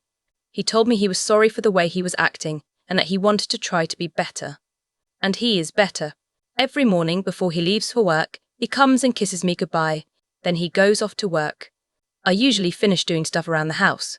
Sometimes I go out with friends, but every night he comes home early and goes to his office until supper is done, and then he has to spend the rest of the time with me. It's nice to have my mate back. I like it. I knew it wasn't going to be easy being mated to the Alpha King, but it turned out all right so far. George looks up as I come in. Hey babe, supper ready? Or asks. Yep, I say and nod my head. He gets up and gives me a kiss before following me to the dining room. Tonight, I made homemade mac and cheese with garlic bread on the side. Looks good, he says and gives me a kiss on the cheek. Thanks. We sit down and eat our dinner. About halfway through, I finally get up the nerve to tell him. I'm sure you have figured out by now that there's something going on with me, I say, and he nods. I have something to tell you. He looks at me, waiting. I understand that you want kids. and I'm so very grateful that you're willing to wait for me. I say and smile at him. I reach over and take his hand. I love you, George, and I've been thinking about this for a long time. I think I'm ready to have kids, I say, and his face lights up. He's about to say something, but I stop him. He looks confused, but I want to start slow. I don't know, maybe get a dog or something? I've always wanted a dog, I say. He looks as if he's deep in thought. As time goes on, I grow nervous. What it comes down to is that I love you and I would do anything for you. I'm glad that you're ready to have kids, and we can start small. We don't have to make life-changing decisions right now, George says, and I smile big. I hug him. Thank you for understanding. I love you so much, I say, and he just chuckles and kisses my ear. Chapter 29. Oh, I love this one, I say, snuggling into George. We've been laying in bed for the last half hour looking at dogs up for adoption in the area. You said that about the last 5, George points out. And your point is? I say. George just chuckles. We can't get all of those puppies. We can only get one, he says. That sucks, I say with a pout. George just leans down and kisses me, until I smile against his lips. I love you, he whisper. I love you too. He reaches over and closes my laptop. I just look at him with curiousness in my eyes. He takes it and puts it somewhere safe. That's enough of that for tonight. Let's just go to bed. We can look again tomorrow. Okay, I say and slip under the covers some more. I feel the sparks run across my arm as my mate wraps his arms around me. I push myself back into him, trying to get as close as possible. George purrs. I try my hardest to hold back my laugh, but it doesn't work. What? He asks. You purred? I say through my laughs. He slaps his hand over his eyes. I don't think I can sleep after this, I say, and he sighs frustratingly. I shut my mouth. I'm sorry, babe. Let's go to sleep, I say. And that's what we do. I wake up the next morning, all full of warmth. I stretch out, hitting George's face as I do. I chuckle as I look up and see that he doesn't move. I remove his arm from my waist and head downstairs, but not before I grab my computer. I head downstairs and have some coffee. I sit down at the table and open my computer, look at the cute puppies once again. George's POV. I wake up cold. I open my eyes expecting my mate to be laying there, but she's not. I hear my wolf whine. I tell him to shut up because he's annoying. I get up and stretch, my morning wood pushing against my boxers. If only I had my mate. I guess I'll have to settle with a cold shower this morning. After my very long shower, I get out and get dressed and head downstairs. I smell my mate a mile away. I walk in the kitchen, seeing her there at the table. She looks up with a smile. Hey babe, I say and give her a kiss on the cheek. I walk to the fridge and take a few things and start cooking. After a few minutes, I look up at my mate. What you looking at, my little Rose? She looks up with weird face. Little Rose? You haven't called me that since our first weekend together. I smile. I know. I'm thinking of bringing it back. What do you think of that? I love it, she says and gets up. She puts her dishes in the sink and then wraps her arms around me. I growl in pleasure. She leans against my back. What's your plans for today? She asks me. Well, I don't really have any. My beta is taking care of something so I don't have to. So you have me all day. Oh, great, she says in an annoyed tone. Nah, I chuckle. The doorbell rings and Alyssa goes to get it. A few minutes later, my mum and Kater come back into the kitchen. What are you doing here? I ask, confusion in my voice. I just want to tell you guys something, she says. Okay, what is it? I think we should sit down. I give her a weird look, but follow her directions. My food is done anyway. Once we all sit down, I take Kater's hands and she squeezes it to comfort me. I smile at her gratefully. So a few months ago, I met a guy, my mum says. My mum says, I already don't like this. But Alyssa squeals, and at first it was nothing serious. He lost his mate a few years ago. We bonded over our life stories, and soon we realised that we loved each other and didn't want to spend another day apart. So we decided to get married, and we would love for you guys to be there. My mum finishes. I don't say a word. That's great, Audrey. I'm so happy for you. Alyssa says. They look to me. I don't show any emotion. George? Alyssa asks. I will have to meet him. I say. Of course. Fine. I say, and go to my office. Alyssa's POV. I'm sorry about that. I tell Audrey. It's okay. He'll come around sometime. I smile at her. Unhappy for you. Thank you. I'm truly happy. She says and smiles. Enough about me. How are you and George? We're good. Really good, actually. We talked about kids last night.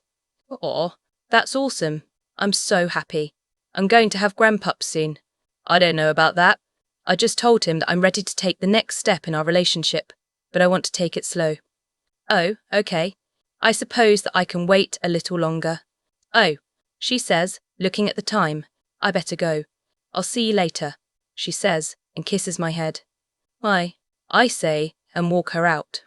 I wave at her as she pulls out of the driveway. I close the door and head to George's office, assuming that's where he is. I open the door and see him sitting at his desk. He is doing some paperwork. I walk over to him and rub his shoulders. Baby, what's wrong? I ask. Nothing. George, don't lie to me. I'm fine, he says. I sigh and let go of him. I walk around his desk and sit at a chair in front of his desk. Is this about your mum? I ask. He slams his fist on his desk. This isn't about that, bitch. He screams at me. I whimper. He realizes what he did and calms down. Mab. He begins, but I don't hear the rest. I run out of the room and out the house. I take off my clothes and shift. Alyssa! I hear his yell from the front door. I just ignore him and keep running. Later that night, when I return, the only lights on in the house are the one in my bedroom that you share with George. I'm mad that I ran away, but we both needed some space. It was good for us. I walk into the house, being as quiet as can be. I go upstairs and to our bedroom. I turn around after closing the door and see George sitting in the edge of the bed. He looks as if he has been crying. I walk over to the dresser. I get my clothes put, but as I close it, I feel a breeze behind me. George touches my back. Alyssa, he says. What? I say sharply. I feel his head lean against my back. I sigh. Baby, I'm so sorry. I didn't mean to scare you. I know. It's not your fault. I wish you'd tell me what you think about your mother. I don't know what I think, he says angrily, walking away from me. I turn around and watching him, listening to him. Once finishing getting ready for bed, I walk over to George. Come on, babe. It's late. You've been thought a lot today. Okay, he says, and I grab his hand, walking to bed. Chapter 30. A week later, I'm in the library reading when George comes striding in. I glance up from the book I'm reading. George is standing over top of me. May I help you? I ask, looking up at him. Yes, you can help me out, he says, sitting down in the chair next to him. My eyes follow. With what? You see, the werewolf world hasn't seen you for a little while, and they're getting concerned. Okay, what should we do? Go out in public for a little while. It doesn't have to be long, just long enough for them to know you're still alive and well. Okay, when? Soon. Okay, just let me know. I will, sweetheart, he says. He gets up and kisses my head, and then walks out of the library, leaving me alone. I sigh, and go back to my book. A few days later, come on, we're going to be late. George yells from downstairs. I'm coming. Today we're going outside the walls of my house and to the public. We invited George's mother and her boyfriend out for lunch. But before we do that, we decided to meet at the Audrey's house so that we can all get the awkwardness over. I walk down the stairs and over to my mate who is waiting over by the door. Since when did you get so excited to do this? I ask, straightening his tie. He growls at me. I didn't. I just want to get this over with, he says. He opens the door for me. Promise me you'll be fair, I say to him. He nods his head and I walk outside to the car. We get in and drive to Audrey's house. There's 2 cars parked outside. I unbuckle and look over to him. He does the same, but looking back at me. Are you ready? I ask, and he nods his head again. I get out and wait for him on his side of the car. He gets out and takes my hand, that I'm holding out to him. We walk to the front door and we don't even knock, just open it. We hear talking coming from the porch out back. We head back there and see Audrey sitting, giggling with a man. "Hey," I say as we come into the room. Audrey smiles when she sees us. "Hello, darlings," she says and gets up. She hugs us both and then motions over to the man. "This is Edwin. Edwin is my son George and his beautiful mate, Alyssa." The man turns around and I get the shock of my life. "Uncle Edwin? Alyssa?" He asks. He gets up and wraps me in a huge hug. "I thought you were dead," I say into our hug. We pull apart and look at each other. "Of course not. I wouldn't go out that easily," he jokes. I laugh. George growls from behind me. I turn and look up at him. I smile at him. "Uncle Edwin, this is my mate George. George, this is Uncle Edwin." Edwin holds out his hand.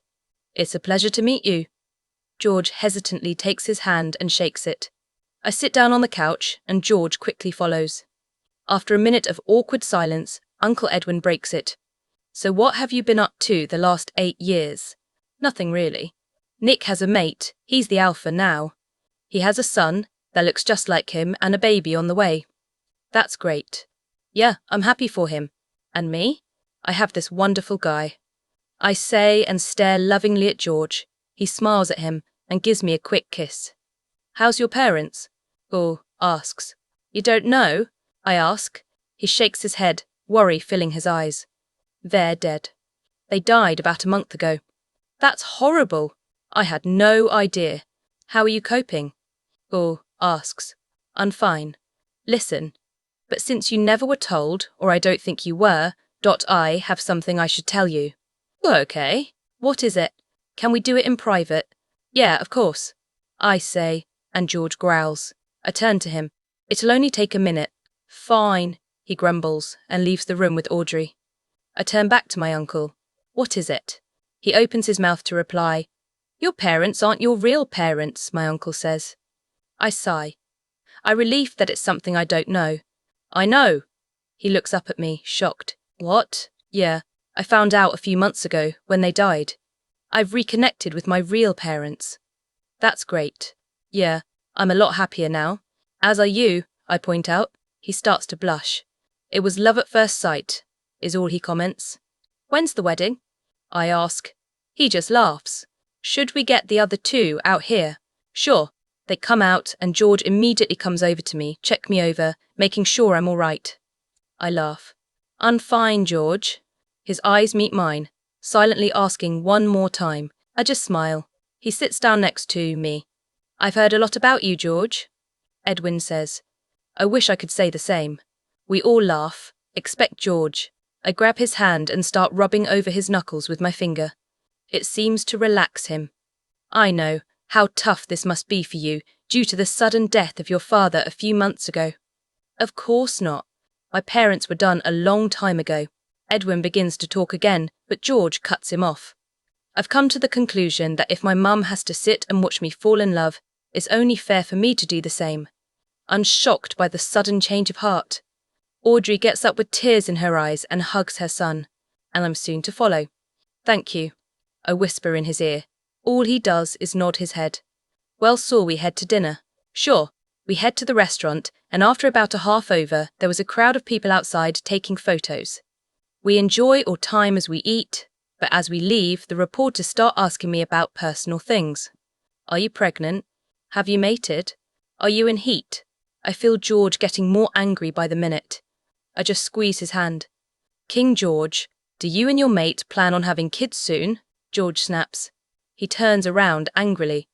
"What me and my mate do in our bedroom is our business, not yours," he says and spurs me in the car then, starts it and drives away.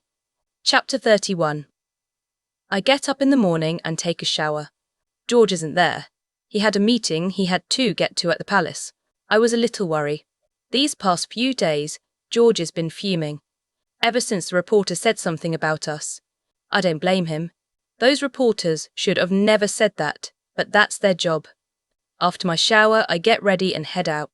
Audrey and I are going out today to dress shop for her wedding. An hour after breakfast, she comes to pick me up. "Hello, darling. How are you?" he asks. "I'm good. How about you?" "Well," she says with a smile on her face. I can tell she's happy. I hope you don't mind, I brought a friend along. She's your age, you're going to love her. I don't mind. Good, we better get going. Okay, I say, and we go to the car. We arrive at the dress shop and start looking around. Audrey doesn't want a white dress, since this is her second wedding. She wore white for her first, and it didn't end very well. I look through a rack of dress. When the doorbell rings, I look up and see Victoria. I gasp. Oh my God, what are you doing here? I haven't seen you in forever. She laughs. Audrey invited me. Gah. I hug her. I missed you so much. I'm sorry I haven't been around. It's all right. You had things to deal with. We walk over to some chairs. So how have you been? Good. How's Hayden? He sighs. He's good, I guess. I grab her hands. Tell me everything. It's just that things are different from when we were newly mated. He's stressed out. He never comes home. I don't know what to do anymore. Have you guys mated? Yes, and it was amazing, but then he got distant. I totally understand. The same thing happened to George and I. He was always coming home late. He barely even looked at me. You guys seem pretty happy. How did you fix it? I know this might be hard for you, but it worked for me and George, I say. She nods her head in understanding. Tell me. George and I spent a week apart and acted as we weren't mated. It was actually to get outer parents off our backs. But during that week, we started sneaking around and wanting to be together. After that, we talked it all out and made promises to each other. Now George comes home on time every night. We have dinner and do something together without the distractions of his work. She's quiet for a little bit, but then says, "You guys were brave." I think I might just try that. Okay, let me know. I say just as Audrey comes out of the dressing room, wear the most beautiful dress ever. I think this is the one, she says. And we all agree. She squeals and goes back into the changing room. After she takes it off, we wait while they pack it up. Audrey and I wait while Victoria goes to the bathroom. Alyssa. I would like to ask you something, Audrey says. Yeah, what is it? Edwin and I would like to ask George and you two be our best man and our maid of honor. I gasp. Of course. I would love to. You'll have to ask George, but yeah, I would love to. Victoria comes back when the dress arrives. Tap. The priest, aka Nick, says. I smile at him. Then I turn and look over at George. Our eyes locking. I watch him as he mouths, "I love you," at me. I start blushing and mouth the same words back. And now, the rings. Audrey turns around and holds out her hand for the ring. I hand it to her. She smiles. She turns back to my Uncle Edwin and makes him her husband. 2. I stand off to the side and watch everyone party the night away. Have you ever had sex at a wedding? I hear someone whisper in my ear. I shiver as he runs his hand up and down my arm. No, but I'm willing to fix that, I say in a low, sexy voice. George growls. I chuckle. I turn around and wrap my arms around his neck. How is my alpha? Alyssa. Don't call me that. You're my mate. You don't ever call me that. He looks into my eyes. Understood? I shake my head yes. I love you. I love you too. We hear cheering and we look over. Edwin and Audrey seem to be getting ready to leave. Oh, they're cute together. Not as cute as us. George whispers in my ear. I chuckle. What do you say? How about we go home and make some kids that look exactly like you? I smile and kiss him. Of course. I feel something being pressed against my lips. I soon realizes that George is kissing me. I kiss back. What? I ask. Once his lips disappear, I open my eyes and see him smile down on me. I love you. I smile. I love you too, but why did you wake me up? I joke, he growls, but then chuckles. I'll be right back, George says, and leaves. I lay down and sigh.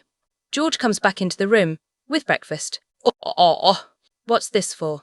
I ask as he sets the tray down on the bed. Me, he jokes. I playfully punch him. He holds up a strawberry to my mouth and I take a bite. Yum, that's good. He smiles at me. What? I ask, looking at him. Nothing, you were just cute. Oh, I say with a chuckle. We continue to eat, feeding each other every once in a while. Once we're almost done, I look up at George. So what's this all about? I ask. George just blushes. Can't I do something for my mate? Of course, I say, still looking at him. Okay, you caught me, he says, and then he turns towards the door and whistles. I look at him in confusion. I hear a sound coming closer to us, but it sounds like steps. I realize it's paws. The next thing I know, a little puppy comes running into our bedroom. My hands fly up to my mouth. Go, AMG, it's so cute, I say. I jump up from bed and run over it. The puppy rolls over to lay on its back. I rub its stomach when I notice something on its collar. I reach over and take it between my hands. It's a ring, an engagement ring. I stare at it in confusion. I stand up and turn around, only to find George down on one knee. My hands cover my mouth again. He grabs my hand. Alyssa, my little rose. Why? Ever since I met you, you have turned my world upside down. But I love it like that. You are perfect in every way. I have no idea where I would be without you. So, will you do me the honor of becoming my wife? He looks into my eyes, waiting for my answer. Chapter 32. Will you do me the honor of becoming my wife? I would love to. I scream, and George chuckles. I jump into his arms. I smash my lips on his and let me say, "Dude, it was amazing." George sets me down and calls the puppy over. What are we going to call him? George asks, handing me the puppy. 5 miles. So I can say I walk 5 miles every day. George chuckles, kissing my head. George unties the ring from the puppy's neck. He looks in my eyes. May I? I nod my head and hold out my hand. He slips on the ring. I admire it. It's amazing. I love it. Good, I was nervous. He didn't have to be. I love it. I say and kiss him, then kissing the top of my puppy's head. 2. So, when should we tell our parents? I ask. We are currently cuddled up by the fire. Doesn't matter, up to you. Well, I think we should call my parents and tell them. And we can wait until your parents get back from their honeymoon. Sounds great. George says. We're silent for a few minutes until his breaks it. I'm so glad you said yes. I chuckle. Why wouldn't I? I'm you, mate, after all. I know, I just got nervous. He says with a blush. You're cute when you blush, I say with a chuckle. George just rolls his eyes. I lean my head on George and stare up at him. Tell me what you're thinking. He gives me a confused look, but then answers me. I'm thinking I'm the happiest man alive. I hear my wolf sigh in content. I hear my phone ring, and I reach over to get it. Hello, I say without bothering looking at the caller ID. Alyssa. Nick, what's up? Serenity went into labor. Can you come? Or meh. We'll leave right away. What about Nick Jr.? He's staying with a pack member. Serenity's parents are out of town. Can you come get him and bring him back to my house? I'll call you later with more details. Yeah, of course. I love you, Nick. I love you too, he says, and we hang up. George looks over at him. What's going on? Serenity is having her baby. We have to go get Nick Jr. George just nods and gets up. He runs upstairs and starts throwing some stuff into a bag. I pace around downstairs, waiting for him to come back down. I get on my shoes and my jacket. George comes down, holding 2 bags. He grabs my hand and leads me outside.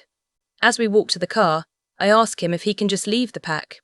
The pack can run itself for a few days, is all he says, before shutting my door and getting in the other side. As we drive to my brother's house, I watch George. He's focused on the road. Thank you for doing this, I say, and he smiles at me. Of course, they're my family now too. I just smile and take his hand. I'm glad George is in my life. He's perfect and I love him. He end.